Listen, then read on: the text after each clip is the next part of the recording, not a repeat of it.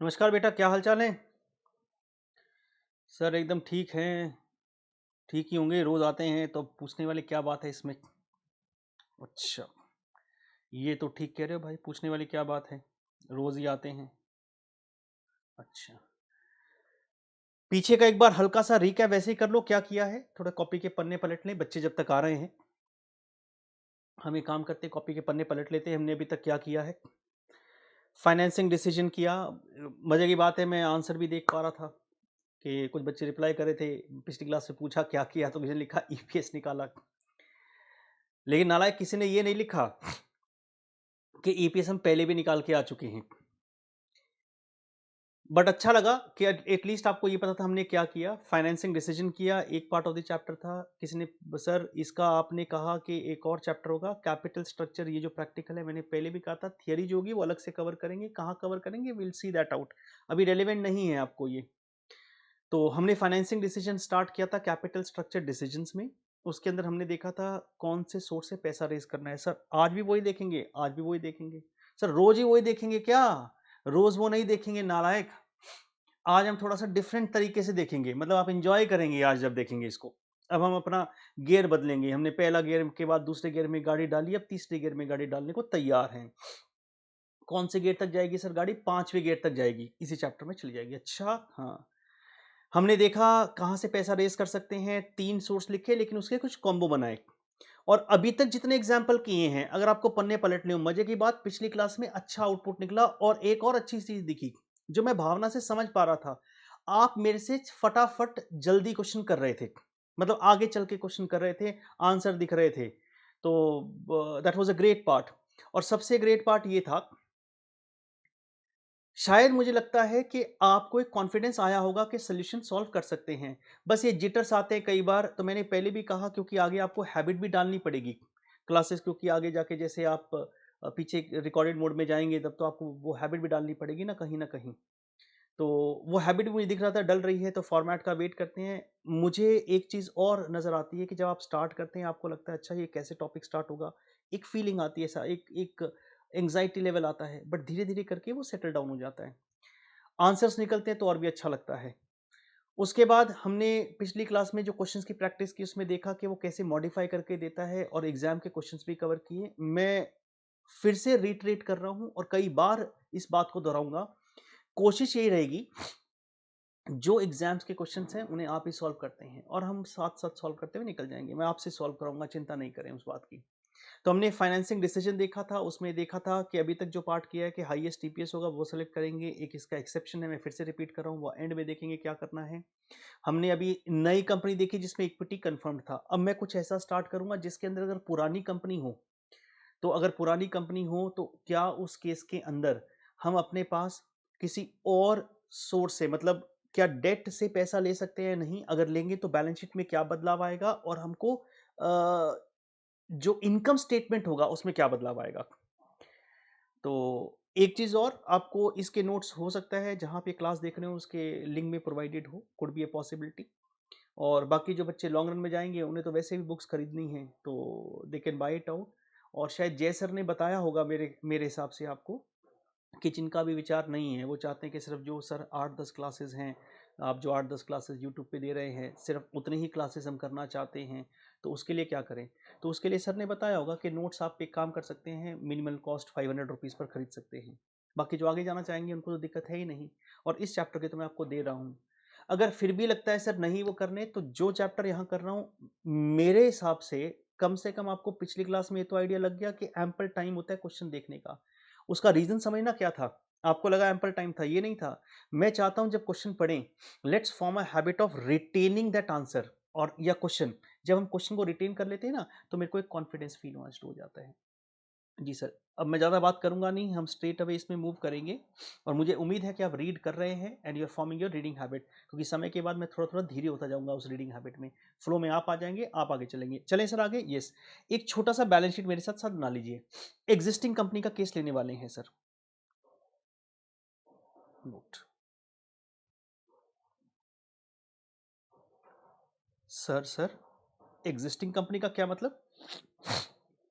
पुरानी कंपनी बेटा, पुरानी कंपनी का कुछ बैलेंस शीट ऑलरेडी है, और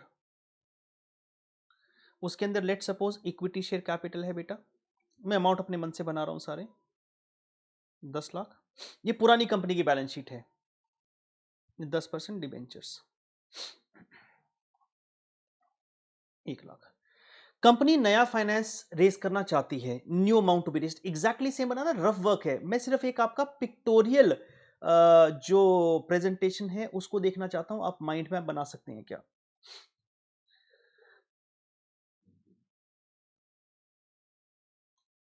साथ साथ फिगर को लिखेंगे बेटा, एक new amount to be raised,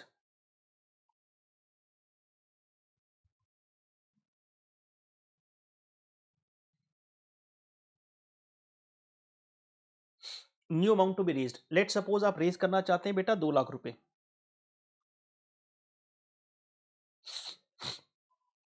existing है, पुरानी है, इनकम स्टेटमेंट नहीं दे रहा हूं मैं, सिर्फ एक आपसे जो चाहता हूं, मुझे नई बैलेंस शीट का स्ट्रक्चर बताइएगा, क्या मैं ठीक कर रहा हूं क्या, ऐसे बता दीजिएगा क्या मैं ठीक कर रहा हूं, आप मन से भी बताएंगे तो मैं समझ जाऊंगा। 3 पॉसिबिलिटीज हैं यहां पर, हैं सर 3, 1 2 और 3, 3 पॉसिबिलिटीज हैं, या तो पूरा किससे पैसा रेज करें, full equity share capital. Sir किस रेट पे, मैं रेट वेट नहीं चाहिए मुझे, आप सिर्फ ये देखिए फुल इक्विटी शेयर कैपिटल, या 12% डिबेंचर्स, पूरा डिबेंचर से, या 3 केस हो सकते हैं जी। अब मुझे एक बात बताएं, मैं आपसे एक और बात पूछ लूं, पूछें सर पूछें, जब नई बैलेंस शीट बनाएंगे, पूरा इक्विटी शेयर कैपिटल से रेज करेंगे, तो इस केस में बैलेंस शीट कैसी दिखाई देगी आपको, इस केस के अंदर? तो अगर यहां इक्विटी शेयर कैपिटल लिखूं, पहले कितना था बेटा, 10 लाख था ना, क्या मैं ये कह दूं अब बढ़ के 12 लाख हो जाएगा? पहले 10 लाख था, अब बढ़ के 12 लाख हो जाएगा, बोलो हाँ। यस सर, मैं शॉर्ट में लिख रहा हूं, 12L is 12 lakh, 12L is 12 lakh. Debentures में कोई फर्क आएगा, बोलो ना। वो कितना, वो 1 लाख ही है सर, वो 1 लाख। अच्छा, अगर मैं बेटा अब इसकी बात करूं, डिबेंचर से पैसा रेज किया, क्या इक्विटी शेयर कैपिटल आएगा? वो तो आना तय है, वो तो पुराने वाला तो आएगा ही ना। आप एक बात बताएं, कोई कंपनी है, हम आज मौका मिलेगा तो किसी कंपनी का डिस्कशन करके भी देखेंगे कैपिटल स्ट्रक्चर रेज कैसे करती है, मौका मिलेगा तो, I am not very sure. Equity share capital 10 lakh है तो वो तो सेम रहेगा, इक्विटी शेयर कैपिटल 10 लाख। और क्या पुराने वाले डिबेंचर खत्म हो जाएंगे? मैं रिप्लेस नहीं कर रहा हूं, मैंने शब्दों को रिप्लेस नहीं कहा, वो तो 1 लाख एज इट इज है। और जो नए डिबेंचर हैं, नए डिबेंचर वो कितने आ जाएंगे, 2 लाख के। अगर दोनों का कॉम्बो बनाओगे तो कुछ अमाउंट इक्विटी शेयर कैपिटल का बढ़ेगा, कुछ अमाउंट डिबेंचर का बढ़ेगा, ऐसा ही होगा, बोलो हाँ। ऐसा ही होगा ना, आराम से देख लें, क्योंकि अब जो मैं बात करने वाला हूं वो बहुत इंपॉर्टेंट है, और वही एकमात्र डाउट आता है इस क्वेश्चंस में। मैं अज्यूम कर रहा हूं कि आप वो डाउट रेज नहीं करेंगे बेटा, कि मेरे पास equity share capital 12 lakh, 10% debentures 1 lakh, पहले वाले में क्योंकि इक्विटी से पैसा आया, दूसरे वाले में डेट से पैसा आया, तो मैंने अलग अलग लिखा क्योंकि उनके रेट ऑफ इंटरेस्ट डिफरेंट है।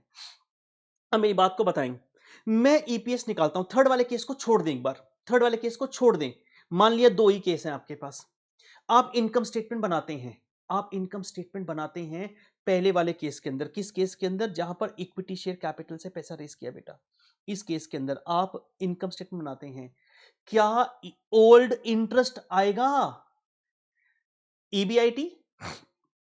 क्या मैं ये इंटरेस्ट दिखाऊंगा, बोलो हाँ, दिखाऊंगा, यस आई शो इट, भाई दिखाऊंगा ही ना।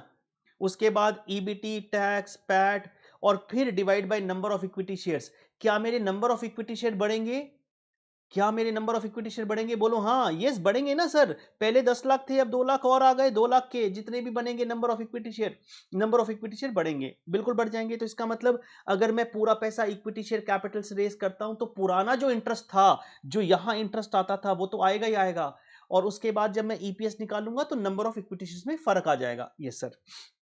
सर इस केस में क्या होगा, जरा सोच के बताएं, आप सोच के बताएं, ईबीआईटी आएगा, यस सर, क्या पुराना इंटरेस्ट आएगा इसमें, है क्या पुराना इंटरेस्ट आएगा इसमें? हाँ, कैसे सर? नया डिबेंचर ले लिया ना, तो क्या पुराने वाले की पेमेंट कर दी? मतलब आप तो ऐसे कह रहे हो, मैंने एक मारुति कार ली, उस पर लोन लिया, उसका लोन चल रहा है। मैंने एक और नई कार ले ली, टाटा की कोई, उस पर भी लोन ले लिया। तो आप तो ये कह रहे हो, जब टाटा की कार ले ली, उस पर लोन का इंटरेस्ट दे रहा हूं, तो मारुति का इंटरेस्ट देना बंद कर दूं? क्या ऐसा करते हो? नहीं होगा ना। एक्टिवा खरीदी लोन के ऊपर, एक्टिवा का इंटरेस्ट जा रहा है। कार खरीदी, उसका इंटरेस्ट नया आएगा। अब मेरे को बताएं, मेरे पास ऑलरेडी एक कार है मारुति, जिस पर लोन ले रखा है, उसका इंटरेस्ट तो मैं पे कर रहा हूं, यह है पुरानी बात। अब मैं नई कार लेना चाहता हूं और नई कार में फैसला करना चाहता हूं, क्या मैं अपना पैसा लगाऊं, क्या मैं लोन लूं? क्या मैं अपना पैसा लगाऊं, क्या मैं लोन लूं? अगर मैं अपना पैसा लगाता हूं तो पुराना इंटरेस्ट तो एज इट इज आएगा, और अगर मैं नया लोन लेता हूं तो क्या होगा? नए लोन के अंदर पुराना इंटरेस्ट तो आना ही आना है। पुरानी मारुति कार का वो पेमेंट थोड़ी होना हुआ है, वो तो आएगा ही, नया इंटरेस्ट और ऐड हो जाएगा। इसका मतलब सर क्या? ये जो 10% डिबेंचर्स पे 1 लाख है, ये आएगा प्लस नया आएगा। सर ये पहले तो नहीं हो रहा था, पहले क्या एग्जिस्टिंग कंपनी का केस था? कोई भी नहीं था। इसका मतलब एक बात को दिमाग में अच्छे से बिठा लें। बच्चे अक्सर ये डाउट आता है, पता नहीं क्यों आता है, मैं हैरान भी होता हूं कई बार, और कई बार देखा ही आता है कि सर जब नया लोन ले लिया तो पुराना का क्या काम? क्या आपने पुराना पेमेंट किया, क्या नहीं किया? अगर मैं पुराना पेमेंट करता तब की तब सोचता, वो मैंने पेमेंट नहीं किया है। हमारा मुद्दा क्या है? नया पैसा लेना है, वो इक्विटी से लें या डेट में। अब मैं समराइज करूं इसको, नया पैसा लेना है, क्या वो इक्विटी से लें या डेट से लें या कॉम्बो से लें? कॉम्बो को छोड़ दिया। अगर नए इक्विटी से लेंगे तो नंबर ऑफ इक्विटी शेयर बढ़ जाएंगे, और अगर आप डेट से लेंगे तो एडिशनल इंटरेस्ट आएगा। छोटा सा अपने शब्दों में लिख लें, अगर मन में विचार आए तो लिखें बेटा, मैं हल्का सा बोल देता हूं, आप लिख लीजिएगा, हालांकि इन पॉइंट्स की जरूरत नहीं है। पहले वाले केस में क्या होगा? Number of shares will increase.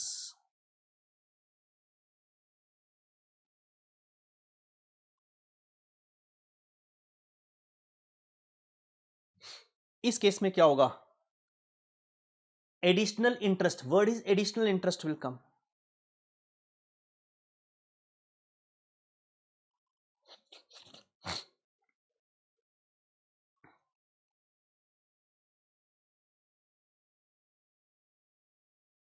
Sir question दिखाओ ना, क्वेश्चन करेंगे, चिंता क्यों करते हो? मन में डाउट है, मैंने फिर से कहा, अगर फिर भी डाउट आ गया तो भाई फिर उसको रोको 2 मिनट के लिए, क्वेश्चन करेंगे तब आइडिया लगेगा। और घर जाके बात करना, अगर किसी के घर में किसी ने लोन लिया हो, वैसे 99% किसी ना किसी को लोन पे कोई चीज चल रही होती है, तो आप घर में पता करना, अगर हम और लोन ले लें तो क्या पुराने वाले लोन का इंटरेस्ट पेमेंट करना बंद कर देते हैं क्या? वो नहीं करते हैं। तो सर एक बात और बता दें, अब इतनी बातें आपने बता दी, अगर इक्विटी डेट दोनों होता तो? आप बताओ मुझे, तेजी से बोलो। अगर इक्विटी डेट दोनों होता तो उस केस में नंबर ऑफ शेयर भी बढ़ते और इंटरेस्ट भी आता। सर ये तो डुप्लीकेशन हो गया। ओ भाई साहब, डुप्लीकेशन कैसे होगा? 2 लाख रुपए पहले में इक्विटी लिया, दूसरे में 2 लाख का लोन लिया, तीसरे में ये थोड़ी है 2 और 2 4 लोगे, वो तो कॉम्बो लोगे ना तो प्रपोर्शनेटली फर्क पड़ जाएगा। समझ में गए ना? तो बेसिकली मुद्दा ये था, अगर पुरानी कंपनी हो, the crux of this whole conversation was, and I don't want to make a mistake when I'm covering the question, the crux was, when we have existing company, when we have existing company, so जो पुराना अगर कोई preference dividend होता, इसमें मैंने लिया नहीं, या पुराना कोई इंटरेस्ट होता, तो वो एज इट इज आता है। नया अगर आप डेट से रेज करें तो वो एडिशनल आ जाता है। बस उतना ही मुद्दा था। क्या हम क्वेश्चन की प्रैक्टिस करें? जी सर। सर हमको नोट्स नहीं दिखाई दिए, नहीं दिखाई दिए तो कोई बात नहीं नालायक, ये मेरे वाले देख लो आप।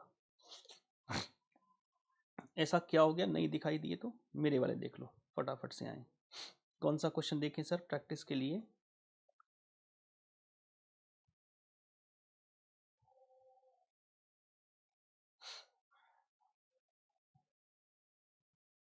सेवेंथ क्वेश्चन देखेंगे। सेवेंथ क्वेश्चन, हाँ, बहुत इंटरेस्टिंग क्वेश्चन है बेटा, मार्केट एज इंटरेस्टिंग क्वेश्चन।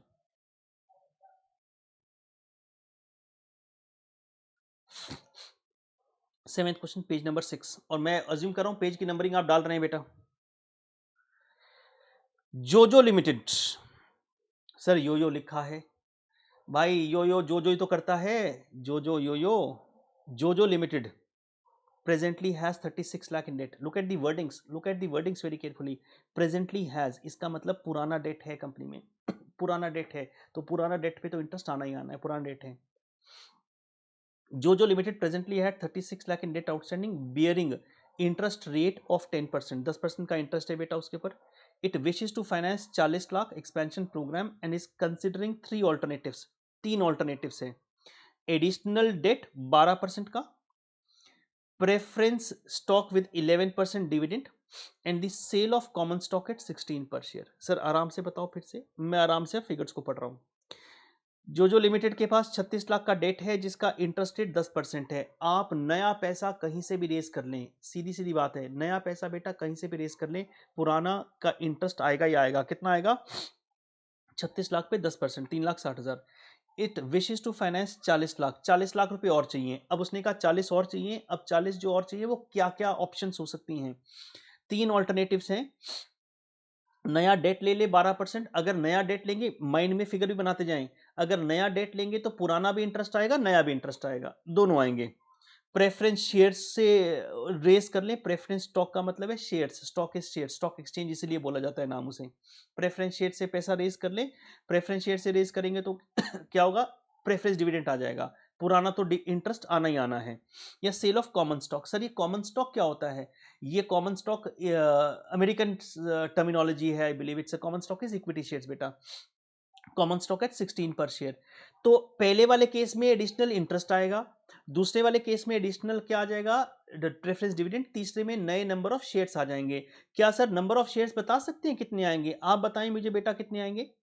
अगर 40 लाख रुपए हैं और 16 रुपए के हिसाब से शेयर इश्यू करेंगे बेटा, 40 लाख रुपए हैं और 16 रुपए के हिसाब से शेयर इश्यू करेंगे तो 40 लाख डिवाइड बाय 16 कितना आ जाएगा?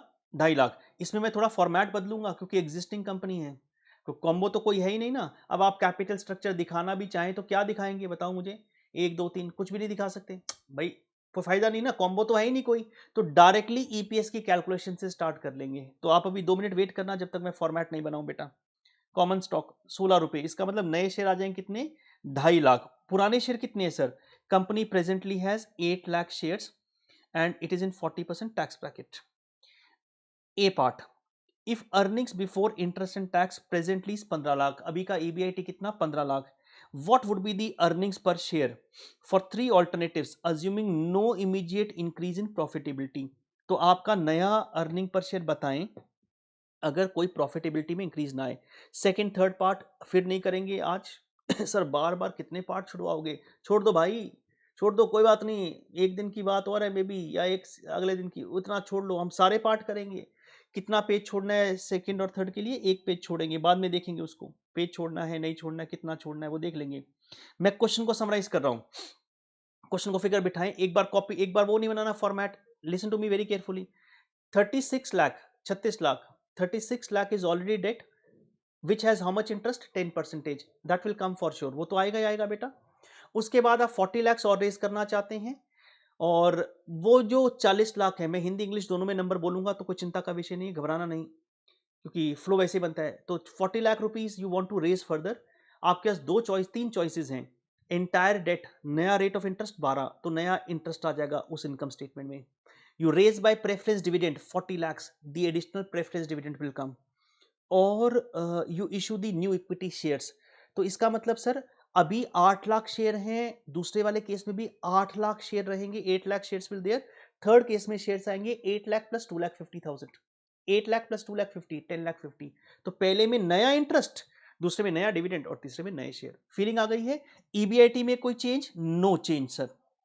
15 lakh. What would be the earning per share for 3 alternative assuming no immediate increase in profitability, no immediate increase in the profitability.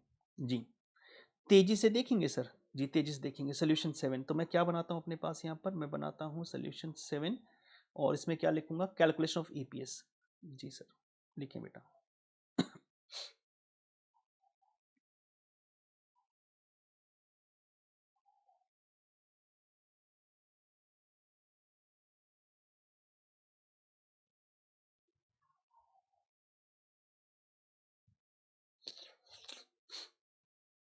Calculation of EPS बेटा,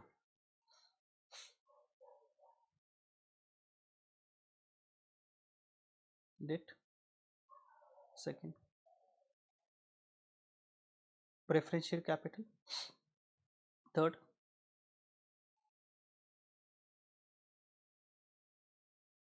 इक्विटी शेयर कैपिटल। बेटा यही आया जी sir. EBIT sir, EBIT दिखाए ना एक बार। EBIT था बेटा 15 लाख। ईबीआईटी था, फिगर्स को एक बार याद कर लेते हैं sir. EBIT 15, 36 lakh debt, 10% rate, 40 lakh new, 12%, 11% और 16। ओहो अच्छा, मेमोरी मेमोरी रिवीजन, मैं अपनी मेमोरी को भी टेस्ट करता हूँ बार बार। 15 लाख 15 लाख 15 लाख।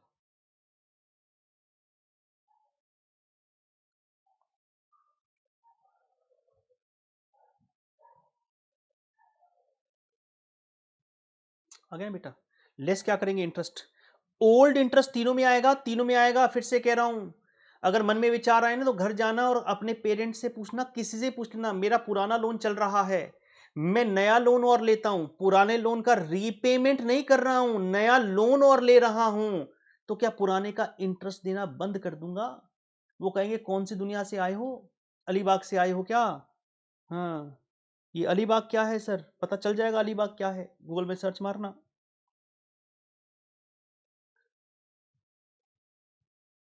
बातें कम करा करो।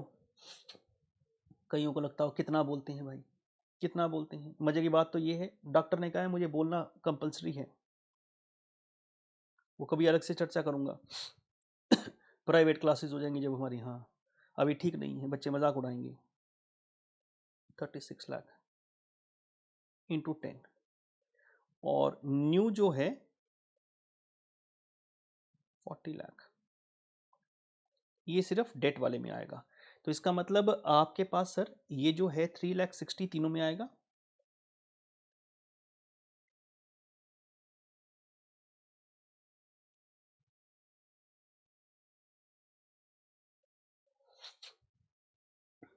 और ये जो है सर 40 लाख का 12%,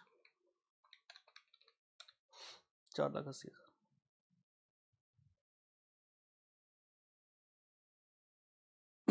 EBT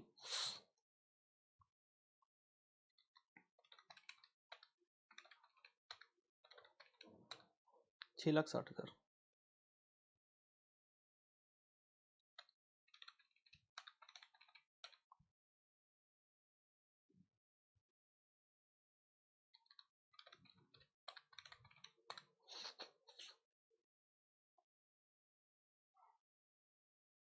less tax at the rate 40%।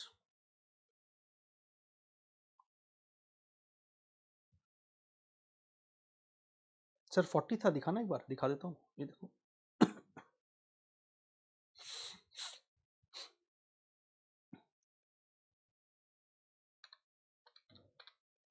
4,56,000, 4,56,000।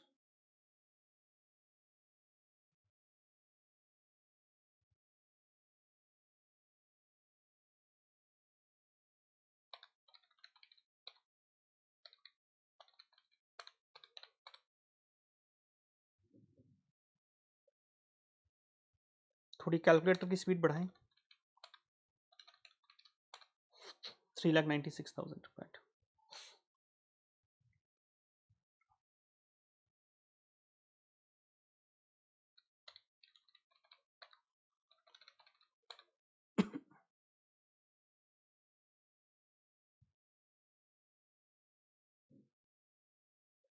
Sir हम भी तेज तेज करें, करो करो भाई, इसमें क्या है।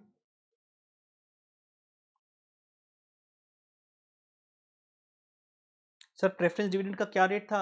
11% बेटा, 11%, 40 lakh into 11%।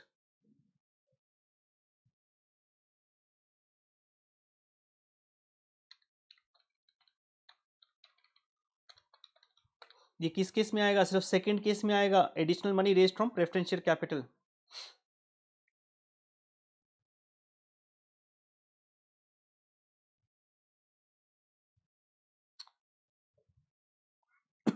Profit for equity share holders.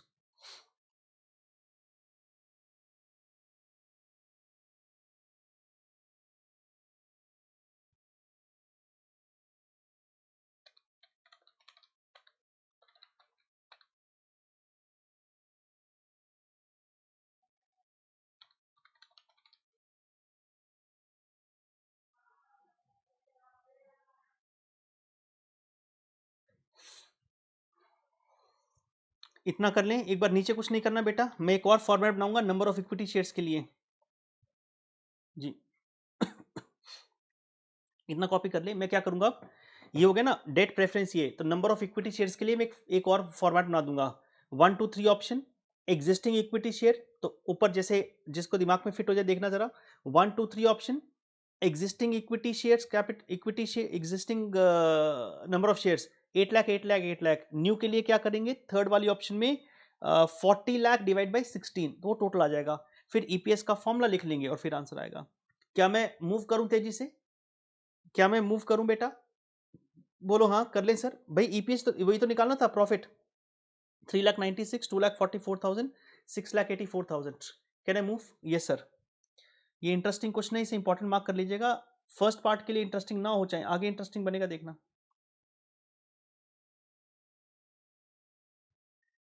Heading लिखे बेटा, number of equity shares.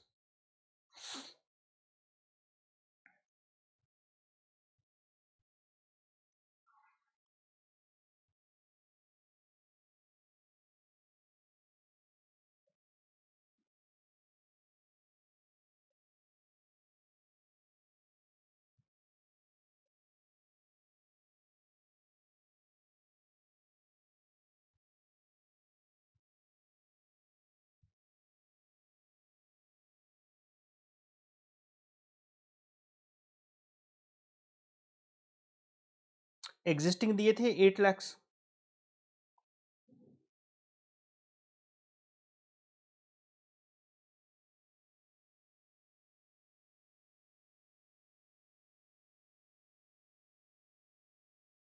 Existing 8 lakh, new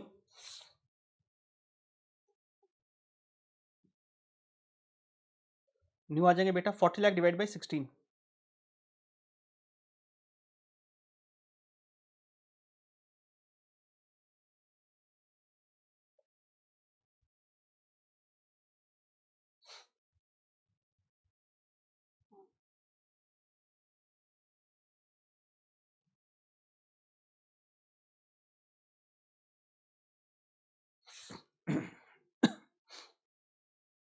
EPS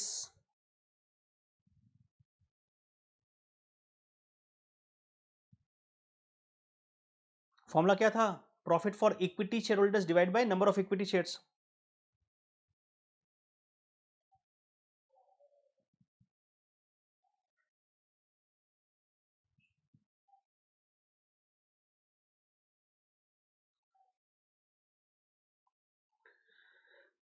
sir जी प्रॉफिट दिखाओ ना एक बार, सर प्रॉफिट दिखाओ ना, प्रॉफिट दिखाएं, ये लो प्रॉफिट दिखाते हैं।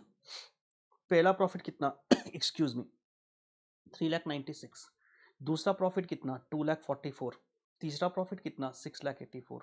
अच्छा, तीनों में अलग अलग प्रॉफिट। हाँ सर आंसर तो हमें पता है, हमेशा सेकंड वाली ऑप्शन बेटर आ रही थी, नालायक इस बार नहीं आएगी, और क्यों नहीं आएगी वो भी आगे जाके समझ में आ जाएगा, और क्यों कब कौन सी ऑप्शन बेटर आती है वो भी शायद या तो आज या अगले सेशन में आ जाएगा, तो कोई जल्दबाजी नहीं करना, प्रॉफिट देख ले 396, 244, 684। हाँ रट्टा नहीं मारना, जो आंख बंद करके चल हमेशा सेकंड ऑप्शन बेटर है। हाँ कई होशियार बच्चे हैं हमारी क्लास के अंदर, इंटेलिजेंट। 396 डिवाइड बाय,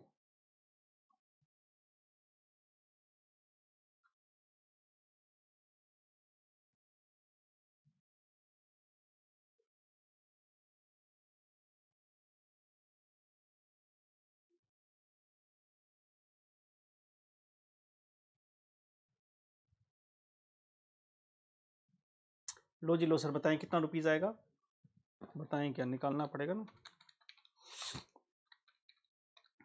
0.495,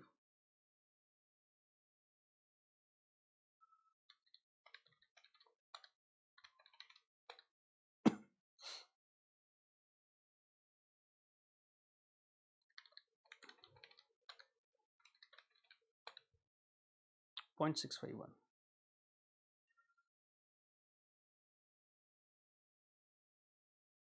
लिखें equity share capital option is best.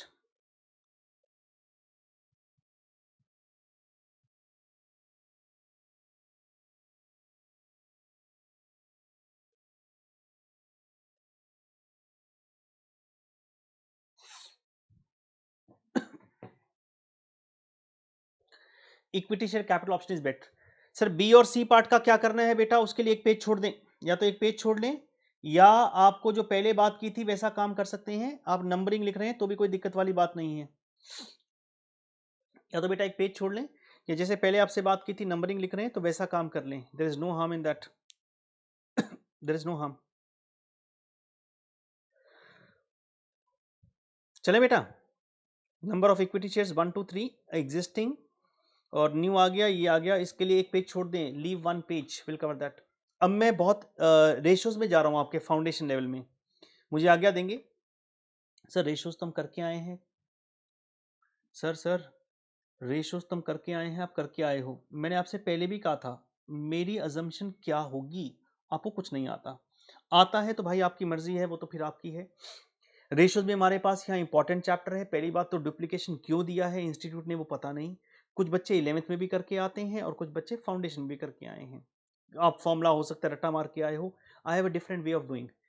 Sir ratios अब बीच में क्यों स्टार्ट करा रहे हो, जो जो पोर्शन मुझे जहां काम आएगा मैं उसको डाल दूंगा, जैसे कुछ रेशियोज मुझे भी काम आएंगी तो रेशियोज टू बी यूज जब हम चैप्टर करेंगे ना पूरा रेशियोज, उसमें कंसोलिडेट कर लेंगे, वो अलग बात है। तो मैं यहां पर कुछ ratios to be used in this chapter करेंगे, और मेरा अपना तरीका है रेशियोज बनाने का, तो आराम से सुनिएगा। इतने फॉर्मूले होते हैं रेशियोज के अंदर, आप देख के भी आए होंगे फाउंडेशन में, नहीं देख के आए तो बहुत ही अच्छा है। कितने भी फॉर्मूले हों, there has to be some logical representation of the formulas. तो I am starting with the ratios to be used in this chapter. Note लिख लें बेटा आगे, और जो भी नोट लिख रहे हैं वो डिफरेंट इंक कलर पेन में लिख रहे हैं, लिखिए रेशियोज टू बी यूज्ड, और शांति बनाए रखिएगा, उछल कूद नहीं करना है बिल्कुल भी, आराम से, नो डाउट आस्किंग, हाँ नो आस्किंग डाउट, आराम से सुनिएगा, मैं जो कहता हूँ उसको सुनिएगा। अगर वो फ्लो में बैठ गया तो मैं कह रहा हूँ आपको रेशियोज बनाने का तरीका आ जाएगा, क्योंकि प्रैक्टिकल लाइफ में रेशियोज बनाई जाती हैं, नई नई बनाई जाती हैं। Ratio is just a mathematical expression of two numbers, that's it, and there has to be some logical way of attaching those two numbers. आप किसी भी दो नंबर को अटैच करके रेशियो का जनरेशन कर सकते हैं। हम जो करने वाले हैं वो कन्वेंशनल रेशियोज की बात कर रहे हैं, मतलब जो प्रथा चली आ रही है, जो सिस्टम चले आ रहे हैं, हम उन रेशियोज की बात कर रहे हैं। तो हमारे कोर्स में वो है, कुछ अजीब सी भी हैं, अजीब सी भी हैं, उनकी आगे बात करेंगे। तो हेडिंग लिख ले बेटा, रेशियोज टू बी यूज्ड। ये किसके संदर्भ में है sir, ratios to be used? इस चैप्टर के संदर्भ में है। मैं 3 रेशियोज लिख रहा हूं, और ये ना मैं जनरल रेशियोज लिखूंगा, इनमें जितने भी कॉम्बिनेशंस होंगे, बट एंड इफ्स होंगे, वो अभी मत जनरेट करना, वो हम जनरेट कर लेंगे अपने आप रेशियोज चैप्टर में। अभी मैं एक जनरलाइज्ड वे में लिखूंगा, उसमें हो सकता है आपको ऐसा ऐसा होता तो क्या, ये करते तो क्या, वो सब नहीं, सिर्फ एक फ्लो में समझिएगा कि हम एक पैटर्न सीखने की कोशिश कर रहे हैं। पहला रेशियो लिख लीजिए, return on investment, ROI,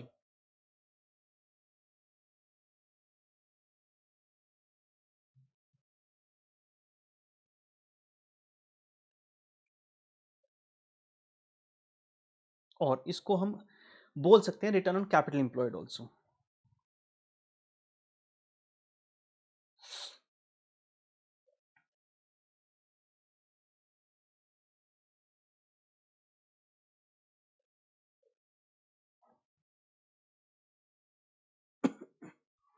ROI, return on capital employed. अगला देखिए बेटा, return on share holders fund.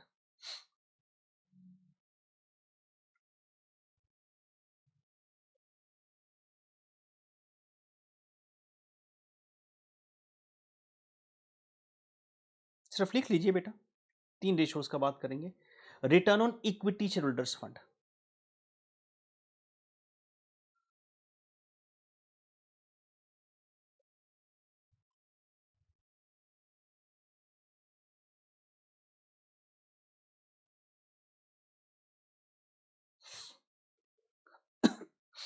मैं एक जनरल वे में इन तीनों रेशियोज को समझने का प्रयास कर रहा हूं। मैंने 3 नाम लिखे हैं, रिटर्न ऑन इन्वेस्टमेंट और return on capital employed, sorry excuse me, return on share holders fund, return on equity share holders fund, return on equity share holders fund, ROI, ROCE, share holders और equity share holders.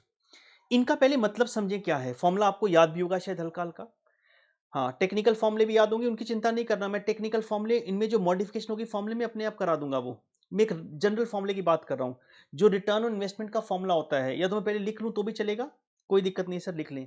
Formula आपने क्या होगा, EBIT divide by capital employed, EBIT divide by capital employed. Sir average होता है, average का concept हम आराम से सीखेंगे जब आगे जाएंगे, अभी उसकी चिंता नहीं करें, अभी कोई चीजों को कंफ्यूज नहीं करना, understand the flow of it. EBIT divide by capital employed into 100। Sir capital employed क्या होता है, कैपिटल एम्प्लॉयड क्या होता है बेटा? कैपिटल एम्प्लॉयड का मतलब होता है इसके अंदर 3 लोगों का पैसा लगा है, 3 लोगों का, इक्विटी शेयर होल्डर्स का लगा है, प्रेफरेंस शेयर होल्डर्स का लगा है, डेट का लगा है। कैपिटल एम्प्लॉयड, व्यापार में कितना पैसा लगा है, व्यापार में। ये फॉर्मूला ही कैसे बना सर फिर, EBIT divide by capital employed? और मेरी बात को समझना, हम इसे कहते हैं apple to apple comparison, oranges with oranges comparison. हम कभी भी सेब को संतरे से कंपेयर नहीं करते हैं। 3 लोगों ने पैसा लगाया, 3 लोगों ने कितना पैसा कमाया, भाषा में बोल रहा हूं मैं। कैपिटल एम्प्लॉयड का मतलब है इक्विटी शेयरहोल्डर्स फंड लगा है उसमें, प्रेफरेंस शेयर कैपिटल प्रेफरेंस का पैसा लगा है और डेट का लगा है। 3 लोगों का इन्वेस्टमेंट, 3 लोगों की कमाई। अभी मैं एक हल्का सा बैलेंस शीट भी बना के दिखाऊंगा। तो सर ईबीआईटी कैसे आया, ईबीआईटी कैसे आया जरा समझोगे? जी सर, अभी आपने एक क्वेश्चन किया जिसके अंदर देखें, आप देखें ऊपर ही किया हमने, अभी मैं उस क्वेश्चन को खोल लेता हूं अपने पास। हमने बेटा ये क्वेश्चन किया, अभी जरा ध्यान से देखो, ये क्वेश्चन किया ना। अब आप मुझे बताएं, आप जब अभी आपने ये वाला क्वेश्चन किया, ये वाला बेटा, अभी आपने ये क्वेश्चन किया। अगर हम ईबीआईटी लेवल पे खड़े हैं, जरा ध्यान से सोचने का प्रयास करना, मैंने पहले बताया भी नहीं ना, आपने पूछा और ना पूछने की जरूरत थी। हम जब ईबीआईटी पे खड़े हैं, ईबीआईटी का पैसा कितने लोगों में डिस्ट्रीब्यूट होता है? उसमें से कुछ पैसा मैं रफली बता रहा हूं, कुछ पैसा डिबेंचर्स वाले लेके जाते हैं, बोलो हाँ। कुछ पैसा प्रेफरेंस शेयर्स वाले लेके जाते हैं और बाकी पैसा किसके लिए बच जाता है? इक्विटी शेयरहोल्डर्स के लिए। अगर प्रेफरेंस शेयर नहीं हो तो डिबेंचर्स और इक्विटी शेयरहोल्डर्स का रह जाता है।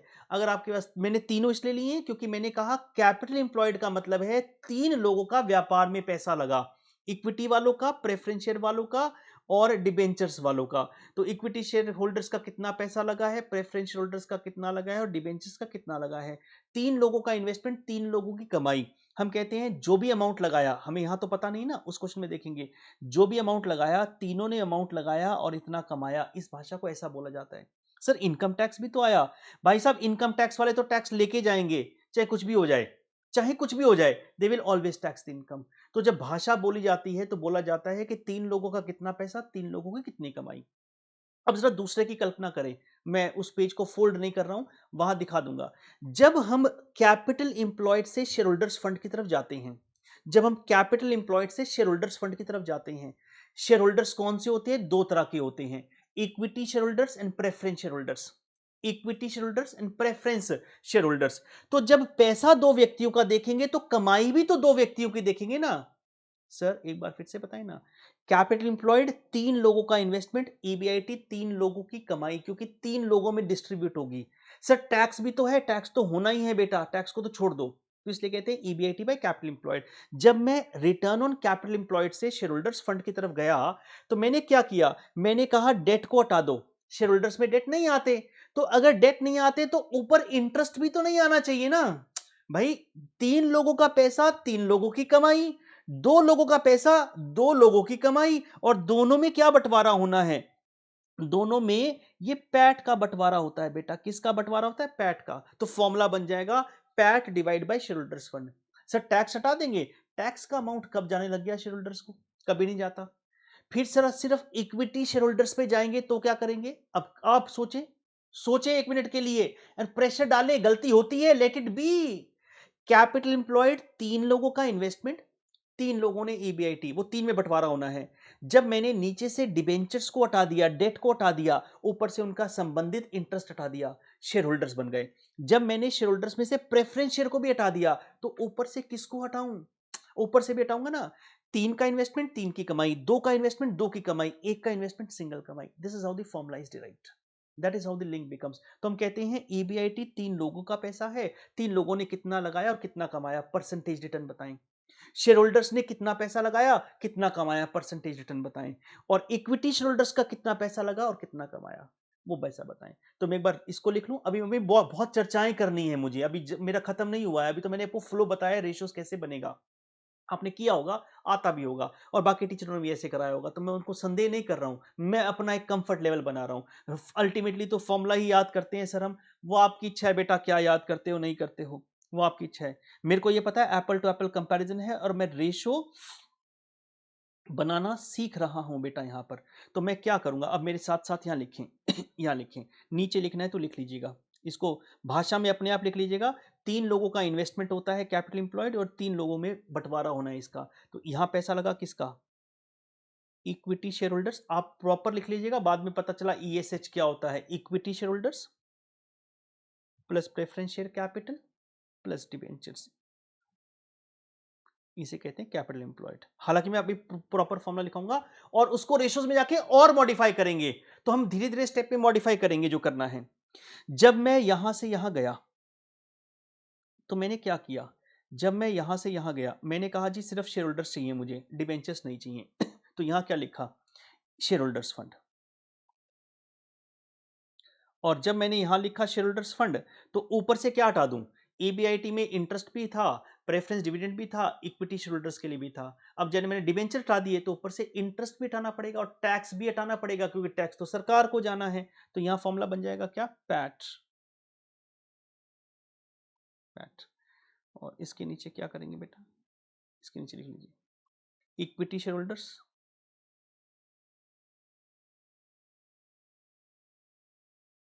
Sorry preference share capital, sorry. और अब जब सिर्फ इक्विटी शेयर होल्डर्स की तरफ जाऊंगा, अब जब सिर्फ बेटा इक्विटी शेयर होल्डर्स की तरफ जाऊंगा तो क्या करेंगे, प्रॉफिट फॉर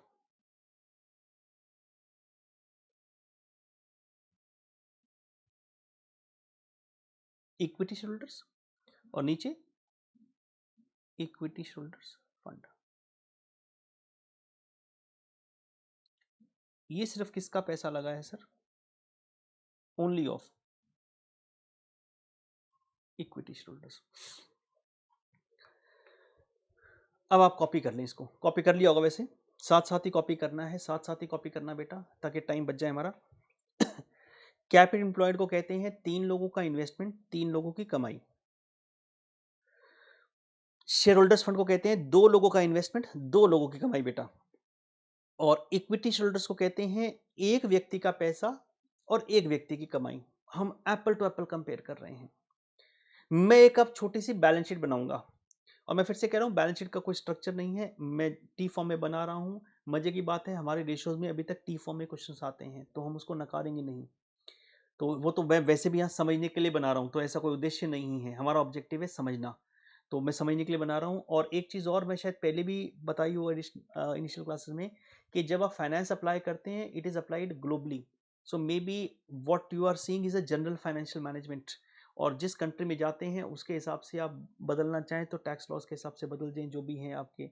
तो वो हमारा उद्देश्य नहीं है। तो टी फॉर्म में बैलेंस शीट बना रहा हूँ, कुछ ऐसा अटैच नहीं कर लेना कि सर इसको डिफरेंट फॉर्म से बनाना था या किसी प्रॉपर ढंग से बनाना था। मैं आपको दिखाऊंगा जब रेशियोज में आएंगे। तो इंस्टीट्यूट अभी तक क्वेश्चंस देता है वैसे, तो हम वहां जाएंगे तब देख लेंगे अगर मुझे स्ट्रक्चरली ढंग के फॉर्म में बनाना तो क्या बनाता। मेरा वो ऑब्जेक्टिव नहीं है, अभी ऑब्जेक्टिव है सिर्फ इन रेशियोज को निकालना सीखना, फिर ये कि इस चैप्टर में कहाँ काम आएंगे। तो पहला उद्देश्य हमने सीख लिया, 3 का पैसा 3 की कमाई, 2 का पैसा 2 की कमाई, 1 का पैसा 1 की कमाई। जी सर, एक छोटा सा एग्जाम्पल लिख लें इसके नीचे,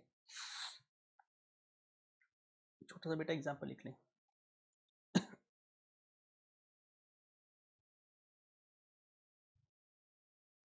बैलेंस शीट बना लें, यहाँ पर equity share capital 4 lakh, reserves and surplus 3 lakh, preference share capital 2 lakh, debentures 3 lakh, current liability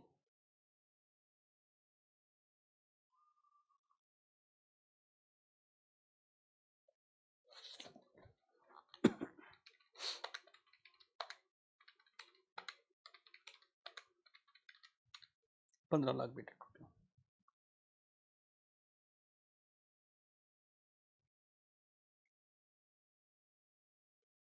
यहां बना दूंगा मैं fixed assets,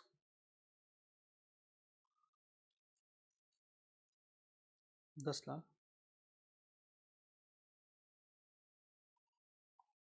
current asset 4,00,000, fictitious assets. Sir ये फिक्टिशियस एसेट्स क्या होते हैं? ये कैरिड फॉरवर्ड लॉसेस की तरह होते हैं बेटा। जो आप नया शेड्यूल बनाते होंगे उसमें रिजर्व्स एंड सरप्लस में एडजस्ट होके आते होंगे। इट्स ओके, मैंने अलग से दे दिए, कोई बात नहीं, मैंने अलग से दे दिए वो। हालांकि नए फॉर्मेट्स में शायद उसका रिजर्व सरप्लस में माइनस आके होके आते हूँ। फिक्टिशियस एसेट होते हैं कुछ ऐसे लॉसेस या कुछ ऐसे एक्सपेंसेस जो कैरी फॉरवर्ड किए जाते हैं, जो कैरी एडवर्टाइजमेंट एक्सपेंस को जैसे कैरी फॉरवर्ड किया आपने फॉर एग्जांपल, लेट सपोज, तो उनको फिक्टिशियस होते लॉस ही हैं। और मैं 1 मिनट ले लेता हूं कि सर इन्हें एक्सपेंस पे राइट ऑफ क्यों नहीं किया गया, क्योंकि एक्सपेंसेस का भी डेबिट बैलेंस होता है। एक्सपेंसेस का डेबिट बैलेंस होता है तो वो या तो जाएंगे पीएनएल डेबिट साइड या वो एसेट बनेंगे। तो क्या होता है, कुछ एक्सपेंस राइट ऑफ कर दिया जाता है, कुछ कैरी फॉरवर्ड किया जाता है। उसका रीजन होता है एक अपना, मैं 1 मिनट और ले लूं अगर आपको नॉलेज बेस के लिए चाहिए कि फिक्टिशियस एसेट्स को कैरी क्यों किया जाता है। हालांकि आप उसे ना रिजर्व सरप्लस में माइनस करके दिखाते होंगे, अपने इंडियन लॉ के हिसाब से बता रहा हूं, बट मैंने इसको ऐसा दिखाया ताकि आपको एक फॉर्मूला क्लैरिटी आ जाए कि इक्विटी शेयरहोल्डर्स फंड कैसे निकालते हैं या इक्विटी वालों का क्या होता है। अगर मैं इसको माइनस करके दिखाता तो रिजर्व्स कम हो जाते, उससे क्या फर्क पड़ता है। मैं अभी भी वही करूंगा, अभी भी वही करूंगा। जैसे आपने पहले, आजकल तो आईपीएल में मैंने देखा नहीं कौन से ऐड आते हैं, पहले एक जूजूस आया करते थे, जूजूस, वोडाफोन का ऐड आया करता था जूजूस। तो वो इतना बड़ा एक्सपेंडिचर होता है कि वो एक साल में अगर कंपनियां राइट ऑफ करना शुरू कर दे तो बहुत बड़ा एक्सपेंडिचर दिखना शुरू हो जाता है। तो दे यूज टू कैरी फॉरवर्ड, तो उसे कैरी फॉरवर्ड करते थे। और अगर किसी खर्चे को आगे जाना हो, वो डेबिट बैलेंस है, वो बैलेंस शीट के बाद जाता है, बैलेंस शीट, बैलेंस शीट, मुझे आपके साथ आगे जाना है, कैसे आऊं? बैलेंस शीट कहती है आजा आजा, कहते कैसे आऊं, मेरा बैलेंस डेबिट है, तो वो एसेट साइड दिखा दिया करते थे। वो एसेट होता नहीं है, it's a carry forward loss. Debit debit का नेचर है ना, it's a carry forward loss basically, so it is not. तो ये लॉस ही होता है। इसका मतलब ये है, कायदे से बात करें तो रिजर्व्स होने चाहिए थे 2 लाख के। तो मैंने एक स्ट्रक्चरली कन्वेंशनल फॉर्मेट बनाया है जिस पर क्वेश्चन भी बेस्ड आ सकते हैं हमारे पास। क्या ऐसे भी आ सकते हैं? आने को तो कुछ भी आ सकते हैं ना। अच्छा, अब सर मुझे बताएं, इनको मैं 3 पार्ट में डिवाइड करूंगा, जरा ऊपर देखें। एक मुझे निकालना है इक्विटी शेयरहोल्डर्स फंड, एक मुझे उसमें प्रेफरेंस शेयर ऐड करूंगा तो क्या बन जाएंगे, शेयरहोल्डर्स फंड। डिबेंचर ऐड करूंगा बन जाएगा कैपिटल एम्प्लॉयड। इक्विटी शेयरहोल्डर्स का क्या पैसा होता है? इक्विटी शेयरहोल्डर्स ओनर्स होते हैं कंपनी के। क्या होते हैं? ओनर्स होते हैं बेटा कंपनी के। तो इक्विटी शेयरहोल्डर्स फंड निकालना हो, यहां एक छोटा फॉर्मूला भी सीख लेंगे हम उसको छोटा फॉर्मूला। मैं अगर equity share capital reserve surplus को ऐड कर दूं और फिक्टिशियस एसेट को माइनस कर दूं, इक्विटी शेयर कैपिटल को ऐड कर दूं, रिजर्व सरप्लस को ऐड कर दूं, फिक्टिशियस एसेट को माइनस कर दूं, क्योंकि कैरिड फॉरवर्ड लॉसेस थे ना, ये बन जाता है मेरा इक्विटी शेयरहोल्डर्स फंड। तो मैं कैपिटल एम्प्लॉयड को 2 एंगल से निकालूंगा, asset side and liability side both. लिखिए बेटा capital employed,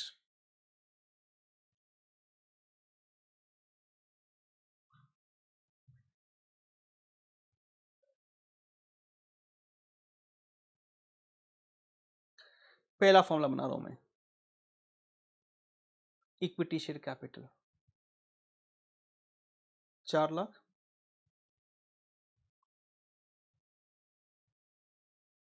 reserve and surplus 3 lakh, fictitious asset carry forward losses होते हैं। मैं इसको नहीं दिखाता तो भी चलता, फिर सर क्यों दिखाया? क्योंकि आपको हर एंगल से पता होना चाहिए कि क्या चीजें आ सकती हैं कहां से, तो इसलिए मैंने इसको दिखाया है। लेस फिक्टिशियस एसेट्स,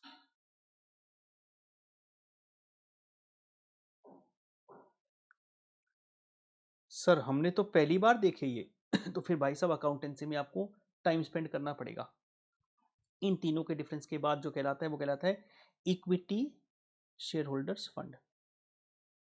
ये इक्विटी वालों का कितना पैसा लगा, 6 लाख। ये लाइबिलिटी साइड अप्रोच है बेटा। इसमें अगर मैं प्रेफरेंस शेयर कैपिटल ऐड कर दूं plus preference share capital 2 lakh, ये क्या बन जाएगा? बोलो बोलो बोलो बोलो, सारे बोलो। Share holders fund 8 lakh. इसमें मैं प्लस डेट ऐड कर दूं, क्या ऐड कर दें? डेट ऐड कर दें, प्लस डेट 3 लाख। ये बन गया कैपिटल एम्प्लॉयड। इसका मतलब है व्यापार में 3 लोगों ने कितने पैसे लगाए? 11 लाख रुपए। व्यापार में 3 लोगों ने कितने पैसे लगाए बेटा? 11 लाख रुपए।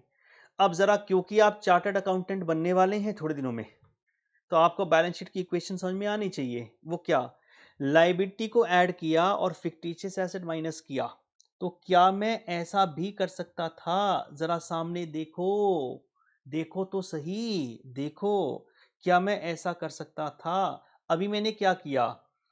1 2 3 4, ये जिसको मैंने टिक किए इनको ऐड किया और माइनस फिक्टिशियस एसेट को किया। बोलो हाँ, ये किया ना। तो 4 को ऐड किया और फिक्टिशियस एसेट को क्या किया? माइनस किया। अगर मैं एसेट साइड से बनाऊं, मैं रट्टा नहीं मार रहा हूं फॉर्मूले का, फॉर्मूला ऑटोमेटिक बन जाता है। अगर मैं एसेट साइड से बनाऊं, 1 और 2 इनको ऐड करूं और करंट लायबिलिटी को माइनस कर दूं, तो भाई 4 को ऐड करो, 5वें को माइनस करो, या इन दोनों को ऐड करो, इधर वाले को माइनस करो। देखो आराम से, देखो मेरे पोजीशन को, इनको ऐड करो और इसको माइनस करो, ऐसे करो या ऐसे करो, एक ही तो बात है। ऐसे करो, 4 ऐड 1 माइनस, या 2 add 1 minus, it's one and the same thing. We should know how the formula would be created. It would be basically fixed assets. हालांकि आगे जाके मैं कुछ और नाम दूंगा इसको, fixed asset plus working capital and so on. अभी कुछ मत करो, आप लिखो सिर्फ, आप एक आम आदमी की भाषा में लिख लो। प्लस 4 लाख माइनस क्या? करंट लायबिलिटी कितना बेटा?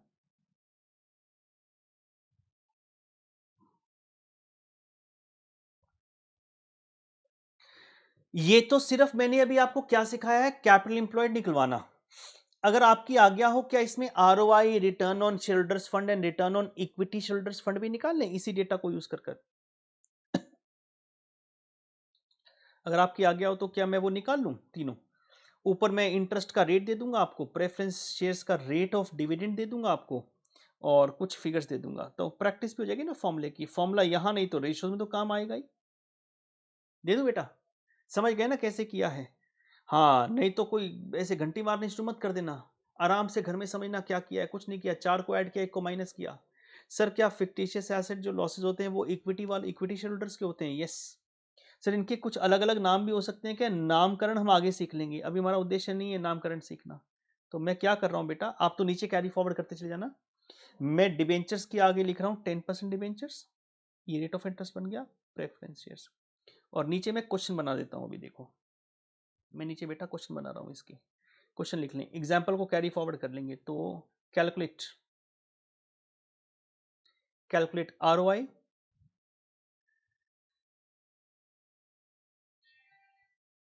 आरओआई मतलब return on investment. Calculate ROI, return on share holders fund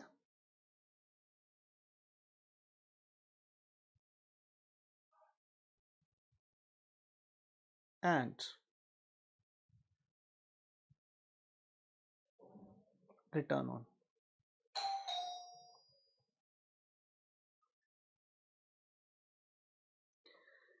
calculate ROI, return on shareholders fund and return on equity shareholders fund using following data. Using what data beta?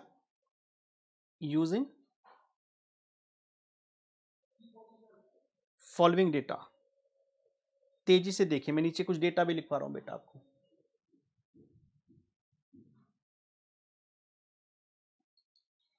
Calculate ROI, return on shareholders fund and return on equity shareholders fund using following data. ऊपर वाली balance sheet तो as it is he है, वो तो आपके पास बनी हुई ना, equity share capital reserve surplus preference share debentures and so on. मैं अगर आपको ईबीआईटी और टैक्स रेट दे दूं तो पूरा बन जाएगा बेटा?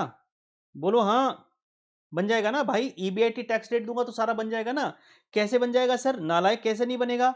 इक्विटी होल्डर्स फंड पता है आपको, शेयर होल्डर्स फंड पता है आपको, कैपिटल इंप्लॉयड पता है आपको, तो इतना कुछ तो आपको पता ही है। आपको सिर्फ ईबीआईटी और पैट लेवल चाहिए और profit for equity share holders चाहिए। तीनों फॉर्मूले तैयार हैं। हाँ, तीनों फॉर्मूले तैयार हैं। ईबीआईटी लिखिए बेटा कितना?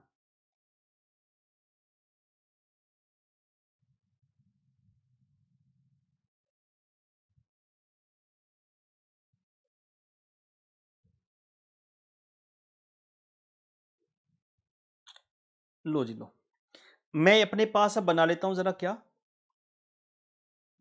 इनकम स्टेटमेंट हल्का सा छोटा सा सोल्यूशन। सर क्वेश्चन दिखाओ ना, लो नालायक, क्वेश्चन देखने में क्या है। सिर्फ ये चीज इंपॉर्टेंट थी, बैलेंस शीट में ये ऐड कर लीजिएगा बेटा 12% और 10%। बैलेंस शीट में वो 12 और 10 ऐड कर लीजिएगा, बाकी तो कोई दिक्कत वाली बात नहीं है बेटा। ठीक है।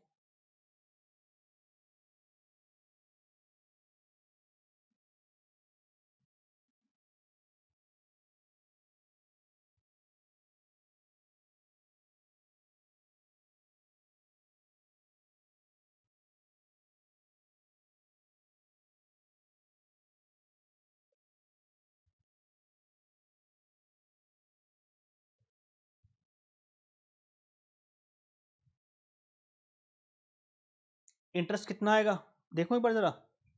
10% ऑफ 3 लाख, 3 लाख का 10%, आपके पास लिखा हुआ है ना, 3 लाख का 10% बेटा 30,000।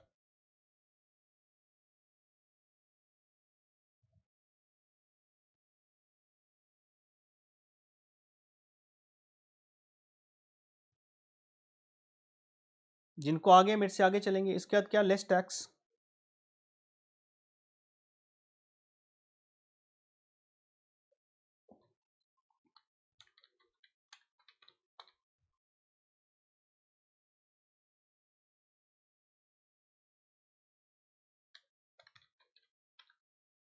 ये क्या आएगा, पैट।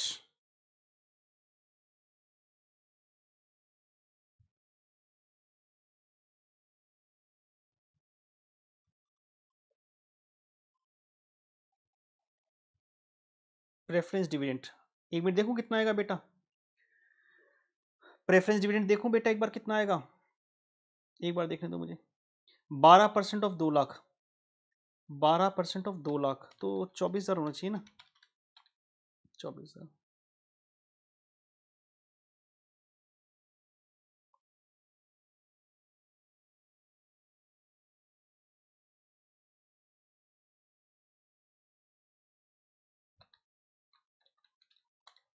3,18,000। अब जरा मेरी बात को ध्यान से सुने। 3 लोगों ने पैसा लगाया और तीनों ने मिलकर 6 लाख कमाए, EBIT, return on capital employed और इन्वेस्टमेंट। 2 लोगों ने कुछ पैसा लगाया, दो ने मिलकर कमाए 3,42,000, return on share holders fund. Single आदमी ने पैसा लगाया और उसने कितना कमाया, 3,18,000। मतलब उसकी कमाई का बराबर लिए 3,18,000 अवेलेबल हैं, दोनों के लिए 3,42,000 अवेलेबल हैं, और सिंगल के लिए क्या अवेलेबल बेटा, 6 लाख अवेलेबल हैं जी। तेजी से लिखेंगे जरा, आप निकाल लें सर फॉर्मूला। तो मैं अगर इसके नीचे करूं, मैं ये भी ध्यान रखना, कैपिटल एम्प्लॉयड 11 लाख है, शेयर होल्डर्स फंड 8 लाख है, और ये 6 लाख है। ये ना एक बार सामने देख लो बेटा, ये 11 लाख है, 8 लाख है, और ये 6 लाख है। तो हम यहां निकाल लेते हैं, मैं यहीं कर देता हूं थोड़ा सा।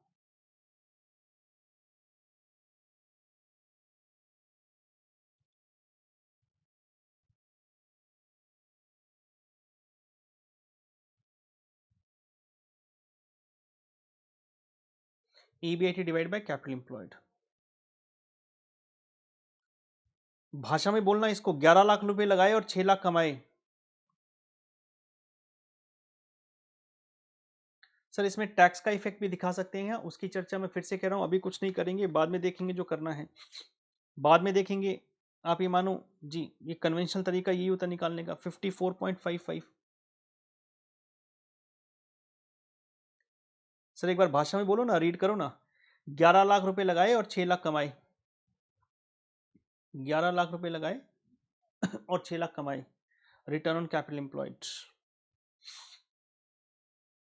अगला क्या है, return on share holders fund बेटा।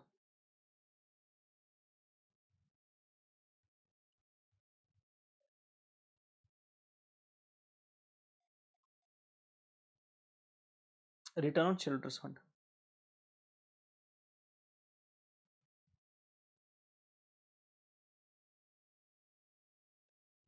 पैट 3,42,000,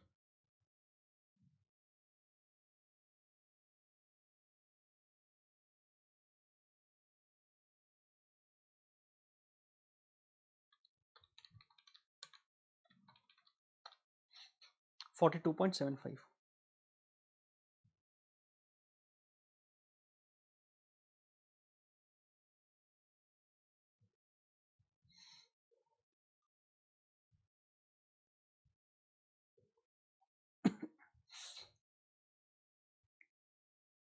तीसरा, return on equity shareholders fund.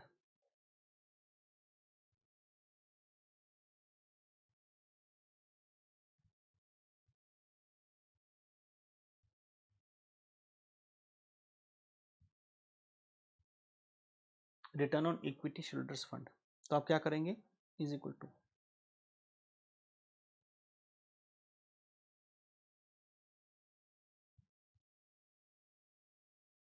Profit for equity shareholders divide by equity shareholders fund.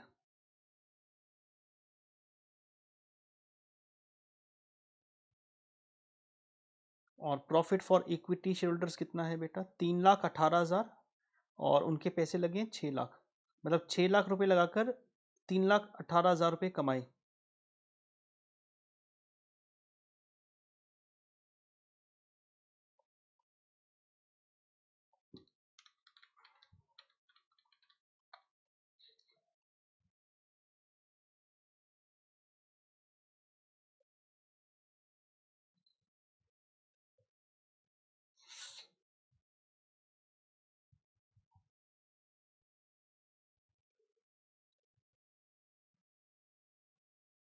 अब चेक करके देखिए बेटा, चेक करके देख लें कि आपने कितना पैसा लगाया। ये मैंने इसको समराइज कर दिया है और कुछ नहीं है, इसको थोड़ा बड़ा और कर देता हूं तो आ जाएगा, आपको दिखा दीजिएगा इनकम स्टेटमेंट से किसने कितना पैसा लगाया और कितना कमाया, 342 318। तो this becomes your basic fundamental formulas which will be using. कैसे यूज होंगे वो भी देख लेंगे बेटा। एक सुंदर क्वेश्चन की तरफ चलेंगे, बोलो हाँ। एक सुंदर क्वेश्चन की तरफ चलेंगे, बोलो हाँ। यस सर, एक अच्छा क्वेश्चन देखेंगे।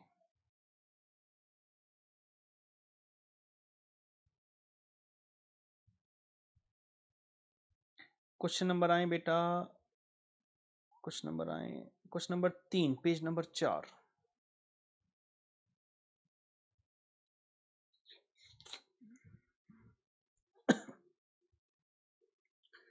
Question number 3 page number 4।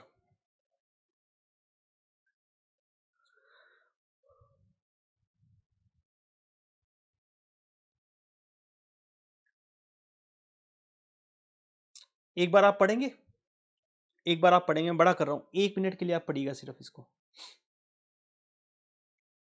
1 minute, कुछ भी करना नहीं, फिर मैं पढ़ूंगा आपके साथ।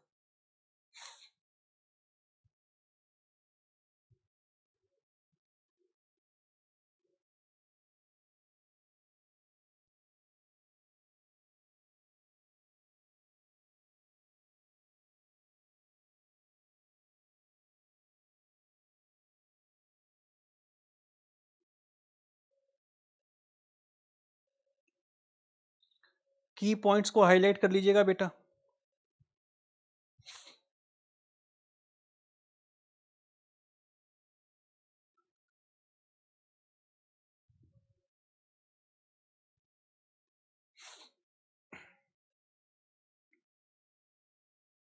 की पॉइंट्स को हाईलाइट कर लीजिएगा।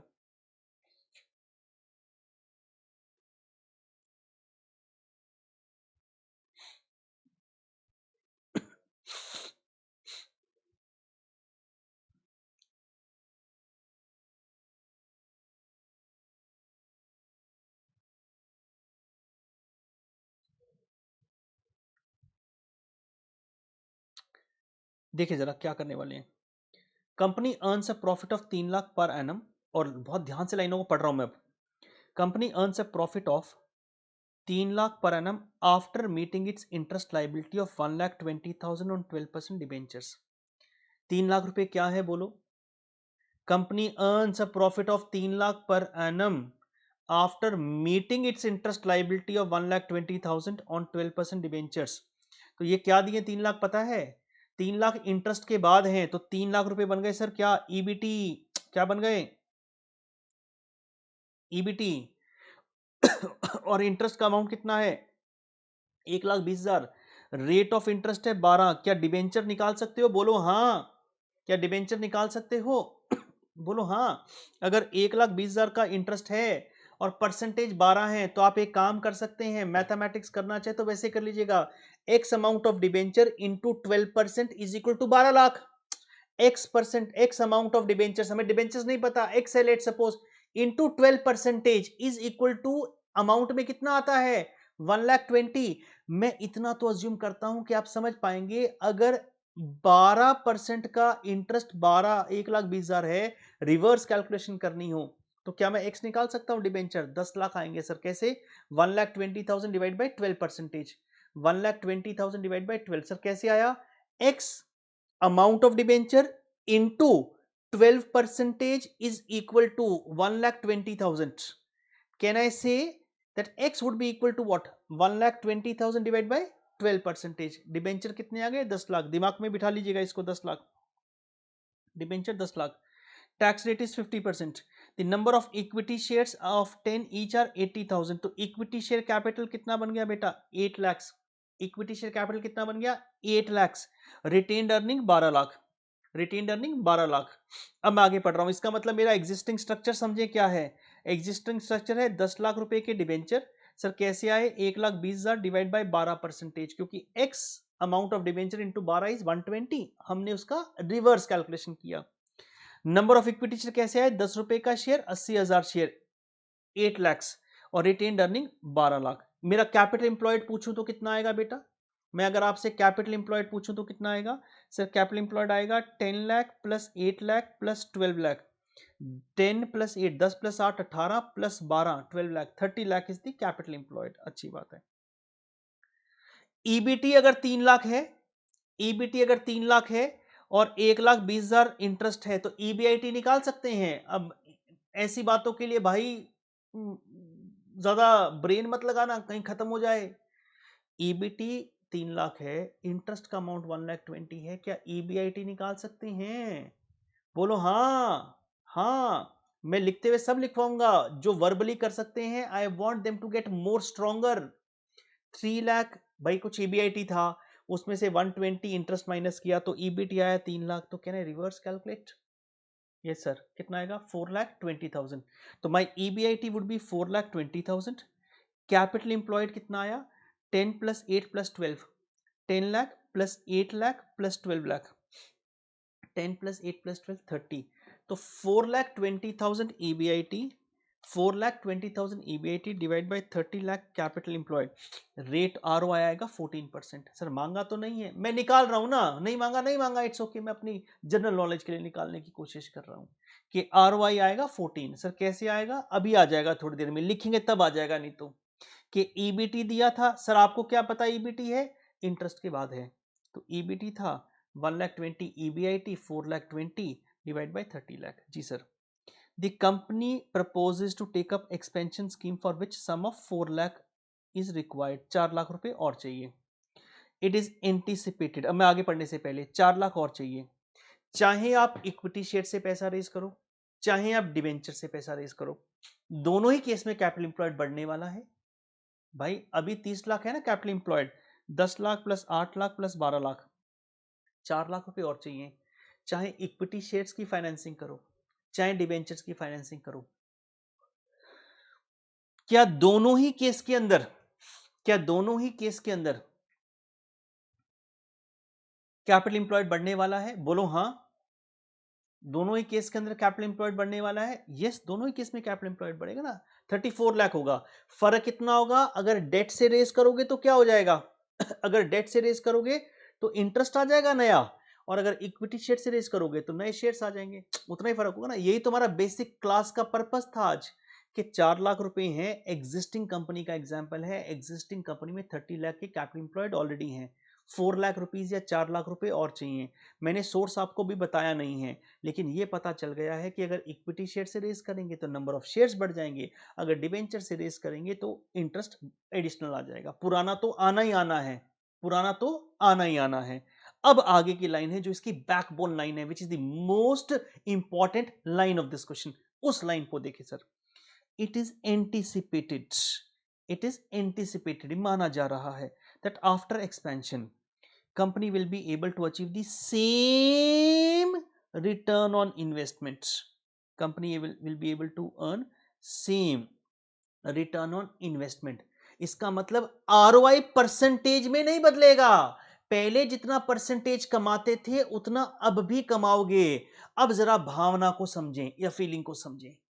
तो मैंने आरओआई क्यों निकलवाया आपसे, अब समझे। मैं तो ऊपर डेटा रफ कर रहा था ना, मैंने एग्जिस्टिंग ईबीटी पता है मुझे, मुझे एग्जिस्टिंग इंटरेस्ट पता है, एग्जिस्टिंग ईबीआईटी आ गया, मेरे को इक्विटी शेयर कैपिटल पता है, मेरे को डिबेंच रिटेन्ड अर्निंग पता है, retained earning is reserves and surplus only बेटा, retained earning is reserves and surplus only, मेरे को रिटेन्ड अर्निंग्स पता है, मेरे को क्या पता है, और डिबेंचर्स मैंने निकाल लिया तो 30 लाख थे। इसका मतलब 30 लाख लगाकर मैं कितना कमाता हूं, 4,20,000, तो मैं परसेंटेज में 14 कमाता हूं, 14%।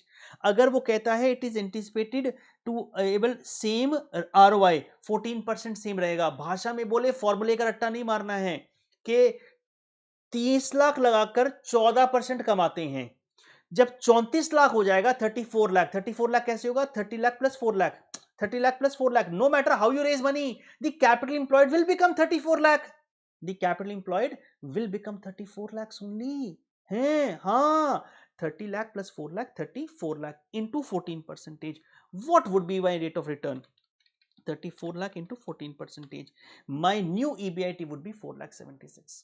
बस इतना ही उद्देश्य था। My new EBIT would be 4 lakh 76। Sir एक बार फिर से बताओ ना, मैं समराइज करूंगा फिर लिखेंगे तो ऑटोमेटिक हो जाएगा, चिंता नहीं करें। The funds required for expansion can be raised either through debt at 12% or issue of equity shares at par। अब उसने कुछ ने कह दिया पार 10 रुपए, तो कोई चॉइस नहीं है। वो कहता है या तो 4 लाख रुपए जो चाहिए आपको, 4 लाख रुपीज, वो इंटरेस्ट डेट से ले लो या इक्विटी शेयर इशू कर लो। Calculate the earning per share, calculate the earning per share if additional funds are raised as debt, additional funds are raised by issue equity share, advise the company which source of finance is preferable।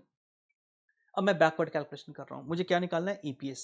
EPS के लिए मुझे नए number of shares चाहिए और मुझे नया interest चाहिए, वो तो मेरे को इजीली मिल जाएगा। 4 लाख रुपए पे या तो इंटरेस्ट आएगा या 4 lakh divide by 10 rupees equity par value, 40,000 additional shares आएंगे। लेकिन मुझे नया ईबीआईटी चाहिए, मुझे नया ईबीआईटी पता नहीं। नए ईबीआईटी के लिए मैं बैक कैलकुलेशन कर रहा हूं, ईपीएस के लिए मुझे नए शेयर्स, नया इंटरेस्ट पता है, नया ईबीआईटी नहीं पता। नए ईबीआईटी के लिए वो कहता है जो पुराना रिटर्न ऑन इन्वेस्टमेंट होगा वही नया रिटर्न इन्वेस्टमेंट होगा। अब मैं पता करना चाहता हूं पुराना रिटर्न ऑन इन्वेस्टमेंट कितना होगा, तो मुझे पुराना कैपिटल इंप्लॉयड चाहिए, मुझे पुराना ईबीआईटी चाहिए। तो पुराना ईबीआईटी जब मैं निकालने की कोशिश की, ईबीटी प्लस इंटरेस्ट, पुराना ईबीआईटी आ गया।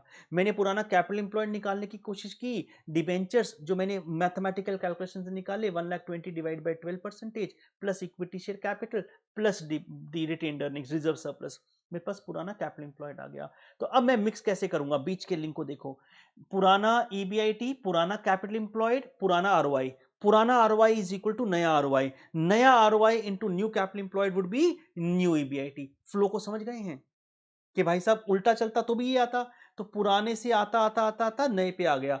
ROI is the common link between them, and once I get that ROI percentage, once I get that ROI percentage, फिर मैं क्या करूंगा, फिर नया ईबीआईटी निकलेगा फिर नया स्ट्रक्चर बनेगा और फिर नया ईपीएस आ जाएगा। जो ऑप्शन बेटर है वो बता देंगे। सर एक बात और बता दें बिफोर वी मूव फॉरवर्ड, जो पुराना इंटरेस्ट है 1,20,000, क्या वो दोनों में आएगा, आप बताएं। वो दोनों में ही आएगा ना, वो दोनों में ही आएगा बेटा। क्यों, क्योंकि पुरानी कंपनी है ना, नया तो नया डिबेंचर्स लोगे तो आएगा, नहीं तो नया शेयर बढ़ जाएगा। अब जरा लिखना स्टार्ट करें, जैसे मैंने बोला है ना, मैं जैसे बोलता हूं, जैसे फीलिंग को समझता हूं या भावनात्मक रूप से स्ट्रक्चर बनाता हूं माइंड में, मैं उसी तरह लिखता हूं।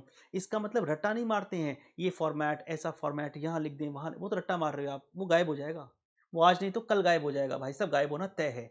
तो आप स्ट्रक्चर को दिमाग में बनाएं and then carry that structure accordingly. Let's put down solution 3, let's put down बेटा सोल्यूशन 3। मैं ऊपर से बनाना स्टार्ट करता हूँ, नंबर्स तो याद हो चुके हैं ना मोटे मोटे।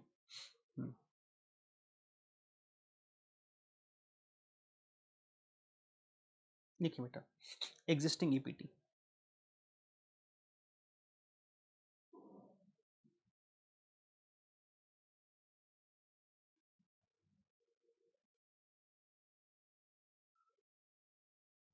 प्लस इंटरेस्ट,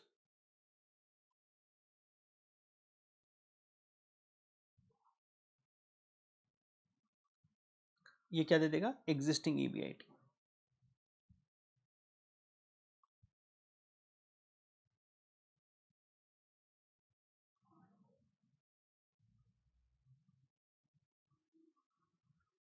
एग्जिस्टिंग बेटा ईबीआईटी। इंटरेस्ट है, अब मैं आगे लिख रहा हूं, इंटरेस्ट इज इक्वल टू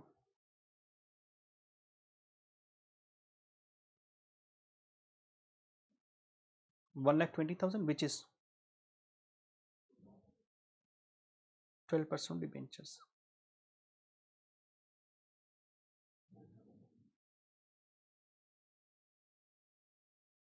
तो क्या डिबेंचर्स का अमाउंट निकल जाएगा इससे, 10 लाख रुपीज। रिवर्स कैलकुलेट कर रहे हैं बेटा, अगर 1,20,000 12% के बराबर हैं तो टोटल अमाउंट कितना होगा डिबेंचर्स का,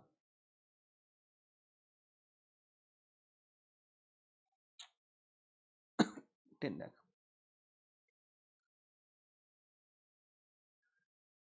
आगे ना, अब लिख दें बेटा existing capital employed,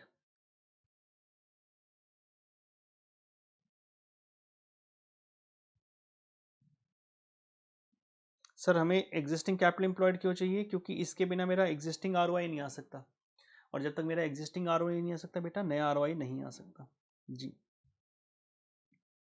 equity share capital, वो क्या दिया था आपको, 80,000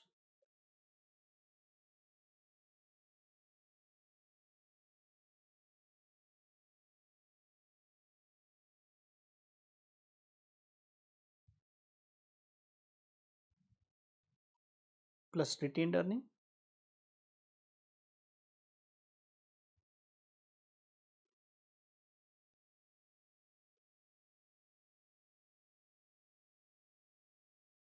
प्लस डिबेंचर्स।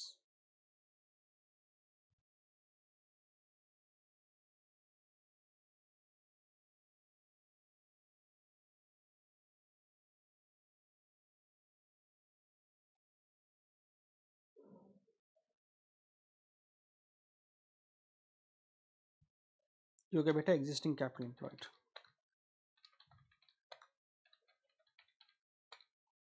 30 लाख रुपए।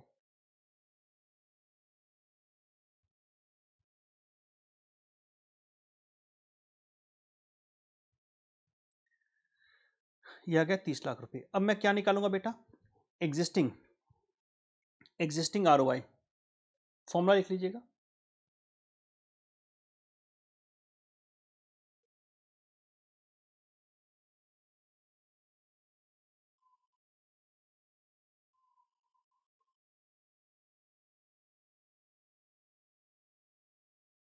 Existing EBIT divide bye, sir आप ये एग्जिस्टिंग क्यों लिख रहे हो, पुराना है इसलिए कंफ्यूजन ना हो। आपने 30 लाख रुपए लगाए और 4,20,000 कमाए, ये भाषा बोलें, 30 लाख रुपए लगाए और 4,20,000 कमाए। You invested 30 lakh and earn 4,20,000।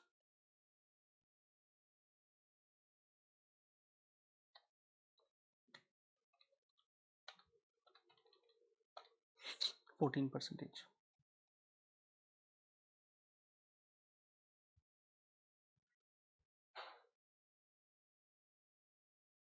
अब जो इसका मेन जो क्रक्स था वो ये था बेटा, वो यहां लिख रहा हूं मैं,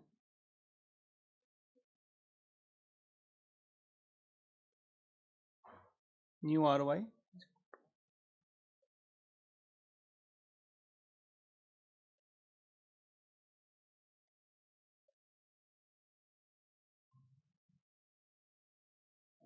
मतलब व्यापार में पैसा बढ़ जाए कोई बात नहीं, कमाई का परसेंटेज रेट 14% रहने वाला है आपका। अब मैं क्या नया कैपिटल इंप्लॉयड निकाल सकता हूं, यस सर निकाल सकते हैं, निकाल लें। 4 लाख रुपए कैसे भी रेज करें, चाहे इक्विटी से रेज, इक्विटी शेयर से रेज करें, चाहे डिबेंचर से करें, आपका 30 लाख का 34 लाख तो होना तय है ना कैपिटल इंप्लॉयड, वो तो होना ही होना है, कुछ मर्जी कर लें आप, उसमें क्या बदलाव है, उसमें तो कोई बदलाव ही नहीं है। तो आप क्या करेंगे, एग्जिस्टिंग कैपिटल इंप्लॉयड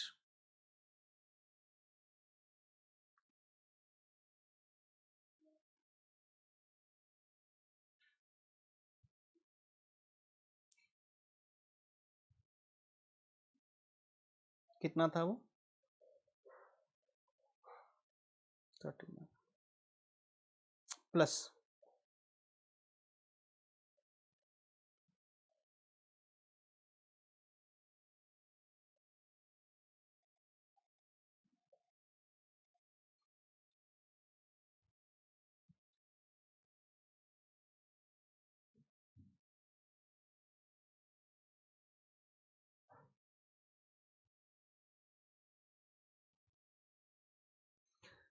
अब भाषा में बोल के बताएं बेटा, मैं सीधा सीधा कर लूं।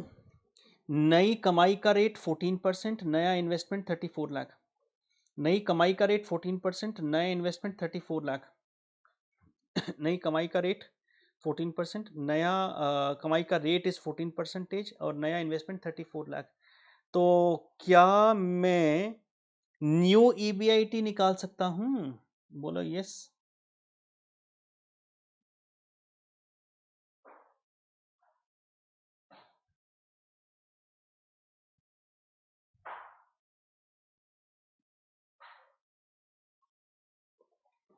सर फॉर्मूला लिख के कर ले, फॉर्मूला लिख के कर लो, क्या फर्क पड़ेगा? R O I is equal to EBIT divide by capital employed into 100।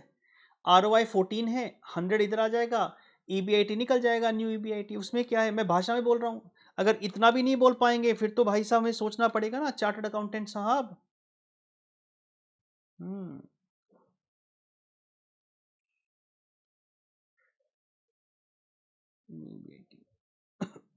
4,76,000। अब क्या आप नया ईपीएस निकाल सकते हैं? बोलो हाँ। Now can we calculate new EPS please? जी सर। तो अब नया ईपीएस निकालने, अब तो एक्सपर्ट हो गए हैं। 4,76,000 आ गया। अब जिसको आगे मेरे से आगे चले बेटा। मैं थोड़ा साइड करूंगा इसको, आपका हो जाए तो बताइएगा, जगह शॉर्ट पड़ जाएगी नहीं तो मेरे पास आगे। मेरे को जगह शॉर्ट पड़ जाएगी बेटा।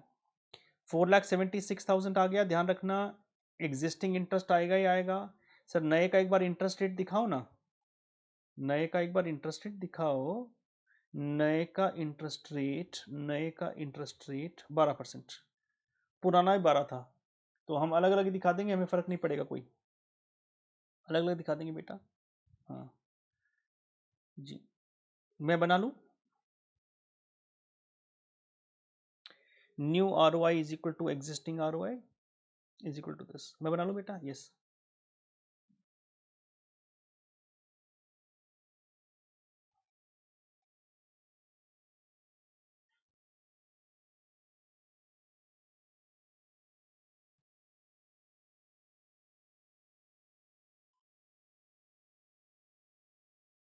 इनकम स्टेटमेंट रुपीज, पहला option date,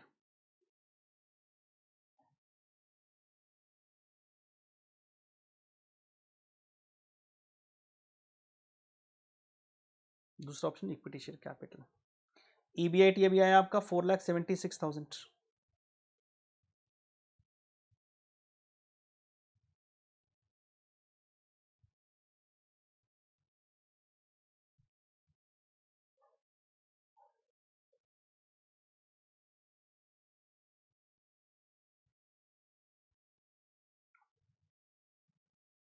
less interest old कितना है?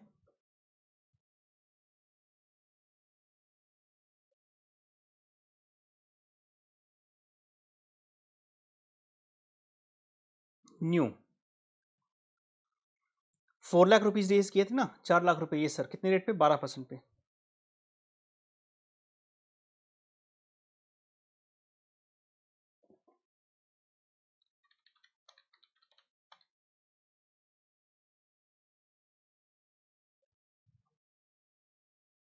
वो सिर्फ पहली ऑप्शन में आएगा ना, ये sir.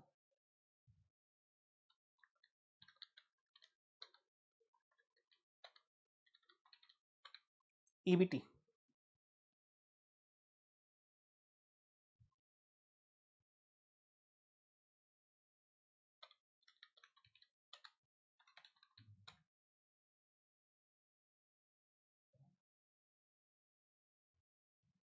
Less tax at the rate,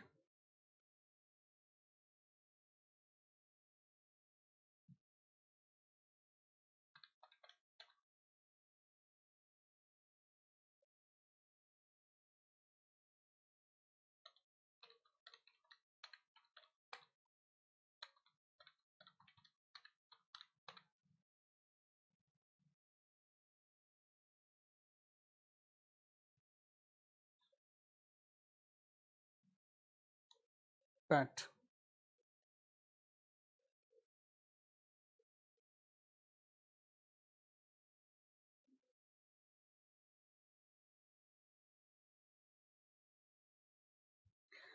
अब एक काम और कर लें जैसे पहले किया था बेटा,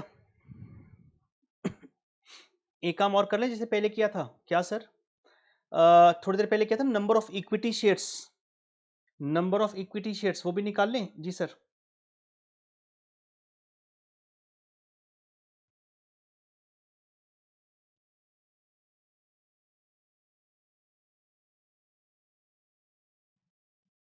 number of equity shares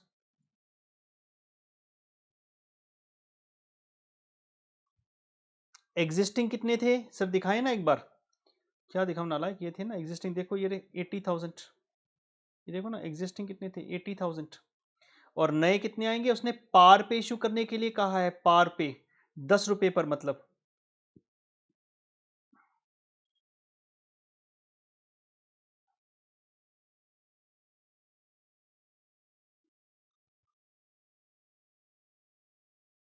80,000 new.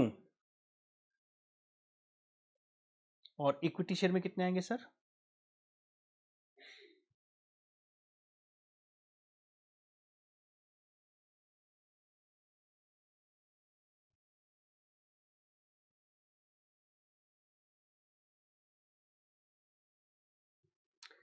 EPS निकाल सकते हैं? निकाल लो सर। ईपीएस तो कैसे निकालना है, अब तो हो गया काम। आपको एक चीज समझ में आ गई कि रेशोस को किसी चैप्टर के साथ कैसे अटैच करेंगे? This can be a beauty of some of the questions, they will attach different chapters in a different way. This could be one of the ways of attaching. So EPS आ जाएगा बेटा, EPS is equal to,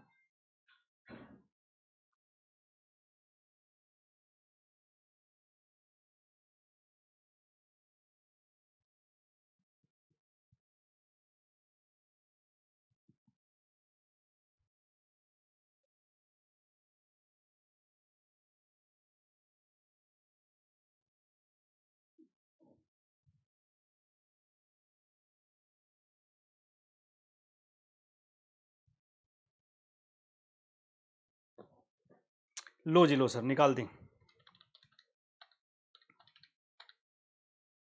1.925,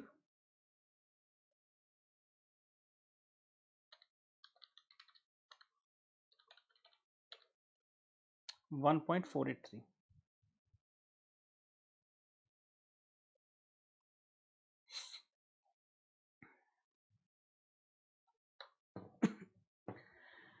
हो सकता है बहुत सारे बच्चों ने मेरे से पहले कर लिया, कोई दिक्कत नहीं है। और इसने ना सेकंड पार्ट अलग से ही मांगा है। पहला पार्ट ईपीएस मांगा था, निकाल लिया। सेकंड पार्ट मैं एक बार देखूंगा, अगर हो जाए तो आप 30 सेकंड का टाइम लीजिए और कॉपी कर लें बेटा। 30 seconds you take your time and copy and then will move forward.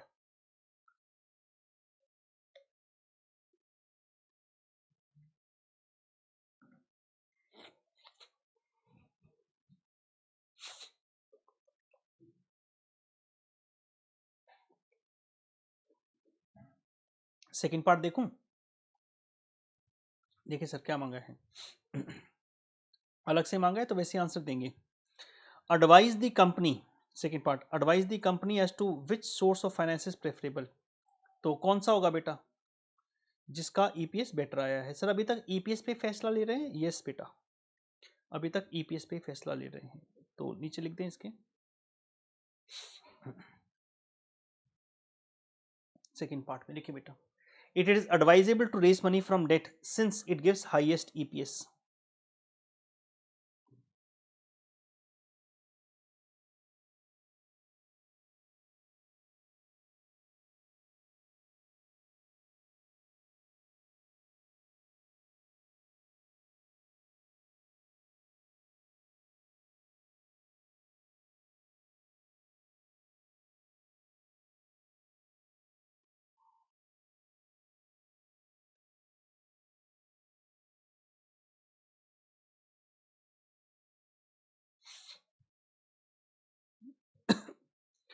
It is advisable to raise money from debt since it gives highest EPS.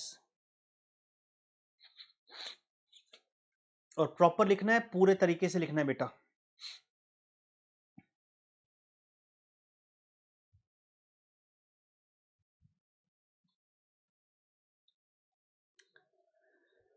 Done बेटा जी।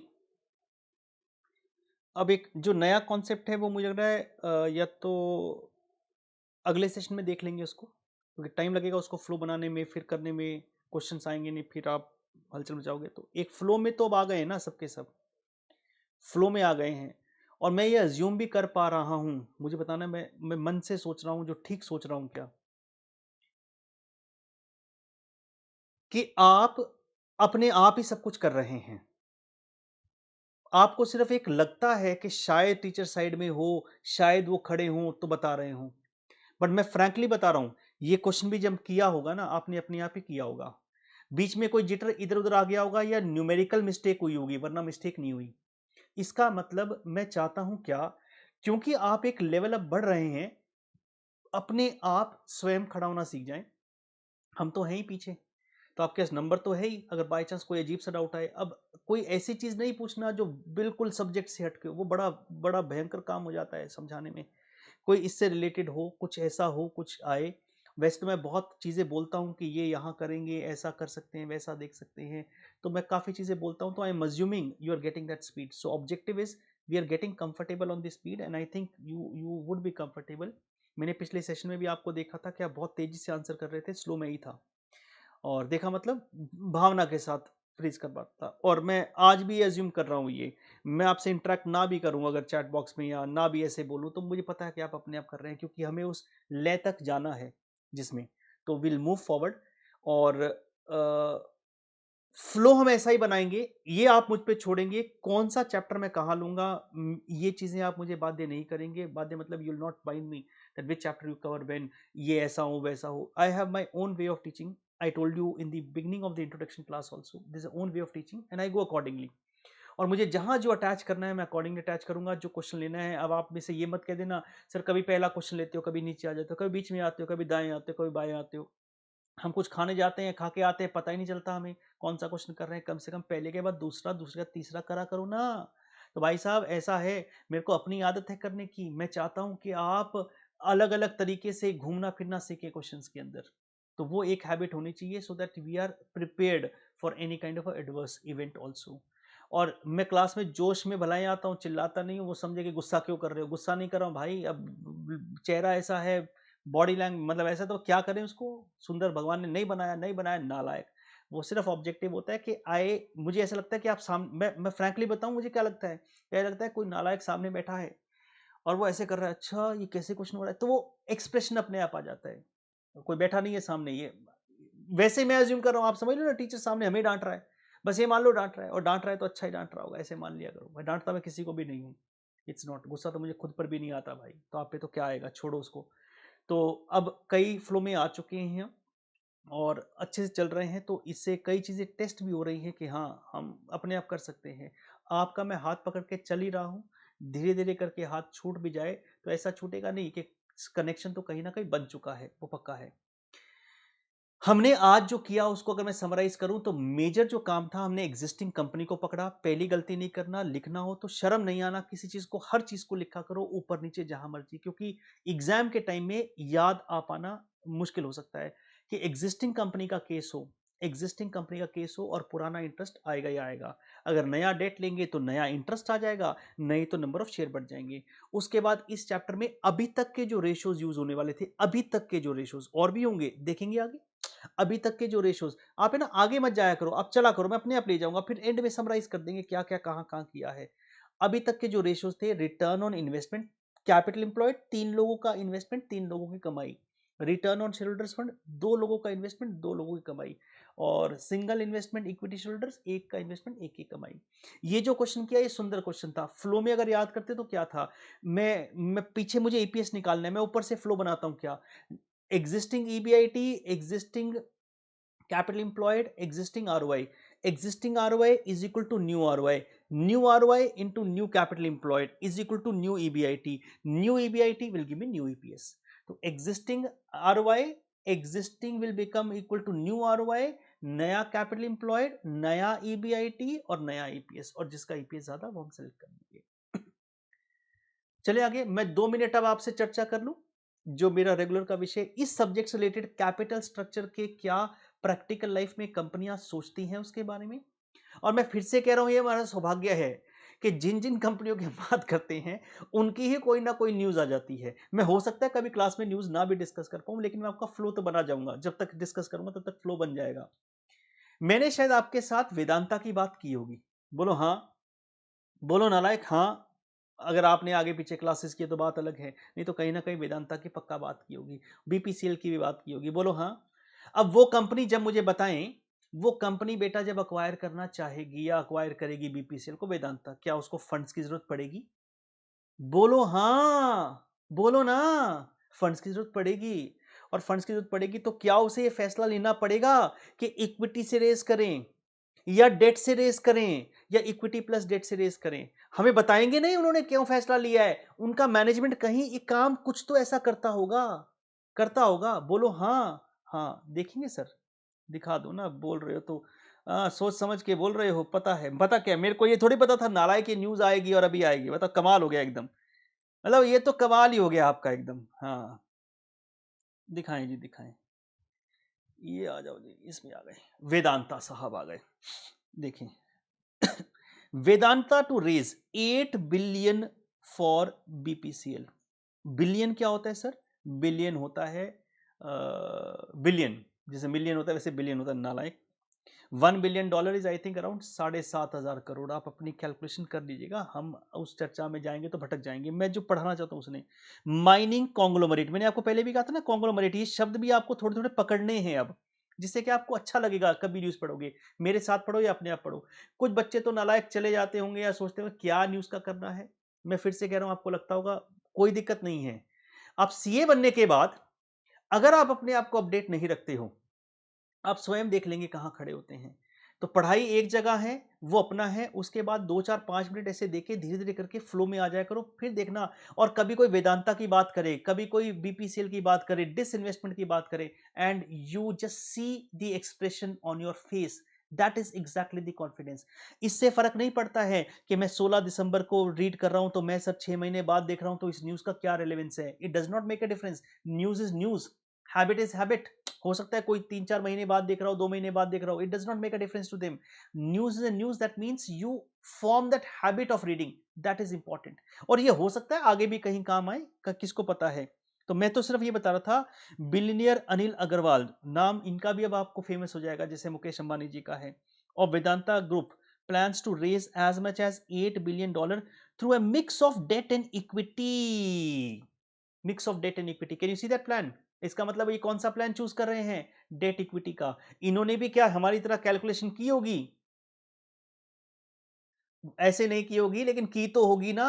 ऐसे नहीं की होगी कि बना बना के देखे होंगे, लेबर वर्क किया होगा जैसे हम कर रहे हैं, बट कैलकुलेशन तो की होगी। Yes sir, to secure funds for acquisition of a state run this. हाँ, तो बात समझ रहे मैं क्या कहना चाहता हूं आपको, कि ऐसा नहीं है कि आप न्यूज को अटैच नहीं करते, आपको वो फील बनाना पड़ेगा।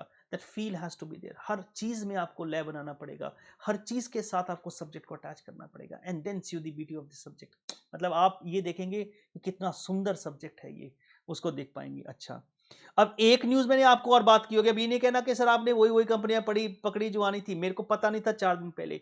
मैंने आपसे कहा था वैक्सीन वैक्सीन की न्यूज आती है, कुछ आता है, थिएटर खुलने की आती है। अभी तो आई नहीं है न्यूज थिएटर वेटर खुलने की कुछ इतनी ज्यादा, जहां मैं खड़ा हूं उस चक्कर में। तो एक कंपनी का नाम लिया था पीवीआर, और एक और नाम लिया था उसके साथ, उसको देखें, यूएफओ मूवीज।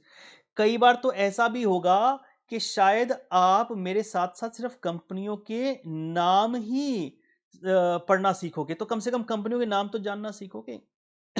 अब इसमें हलचल क्यों आई मुझे पता नहीं भाई, ये भी आज बढ़ा हुआ था। और काफी, जब हम बात कर रहे थे उस दिन शायद संडे था, मार्केट बंद था, तो आई थिंक इनिशियल क्लास के अंदर, और शायद 80 रुपए के भाव रहा होगा, 82 रुपए का। और अगर आप देखेंगे इसको, 5 दिनों का चार्ट देख लेते हैं सर, ये देखें ना, ये देखिए 5 दिनों का देख रहा हूँ ताकि आइडिया लग जाए। ये देखें, तो इसका मतलब यहाँ 15, ये देखें, ये यहीं यहीं घूमता रहा, अचानक से कुछ कुछ कुछ कुछ कुछ हलचल हो रही है। और ये देखें ग्रीन ग्राफ को भी।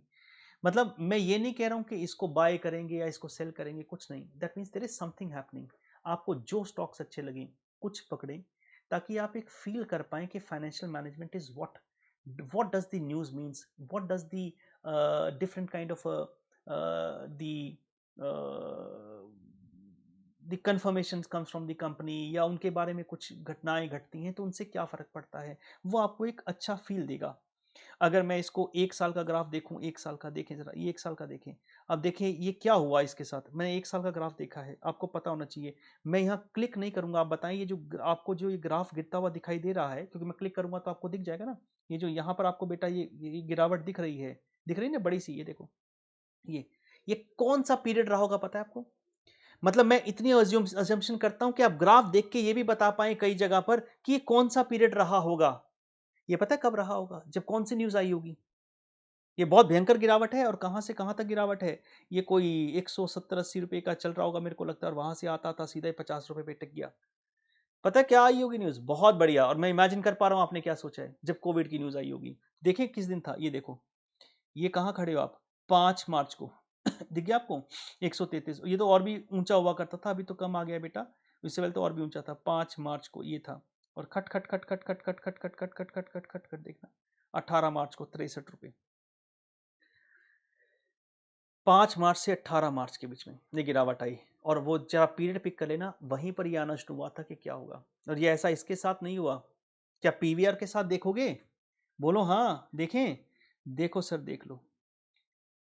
Any discussion done is just for the general awareness, और मैं शायद धीरे धीरे अपने हाथ खींचना शुरू कर दूंगा।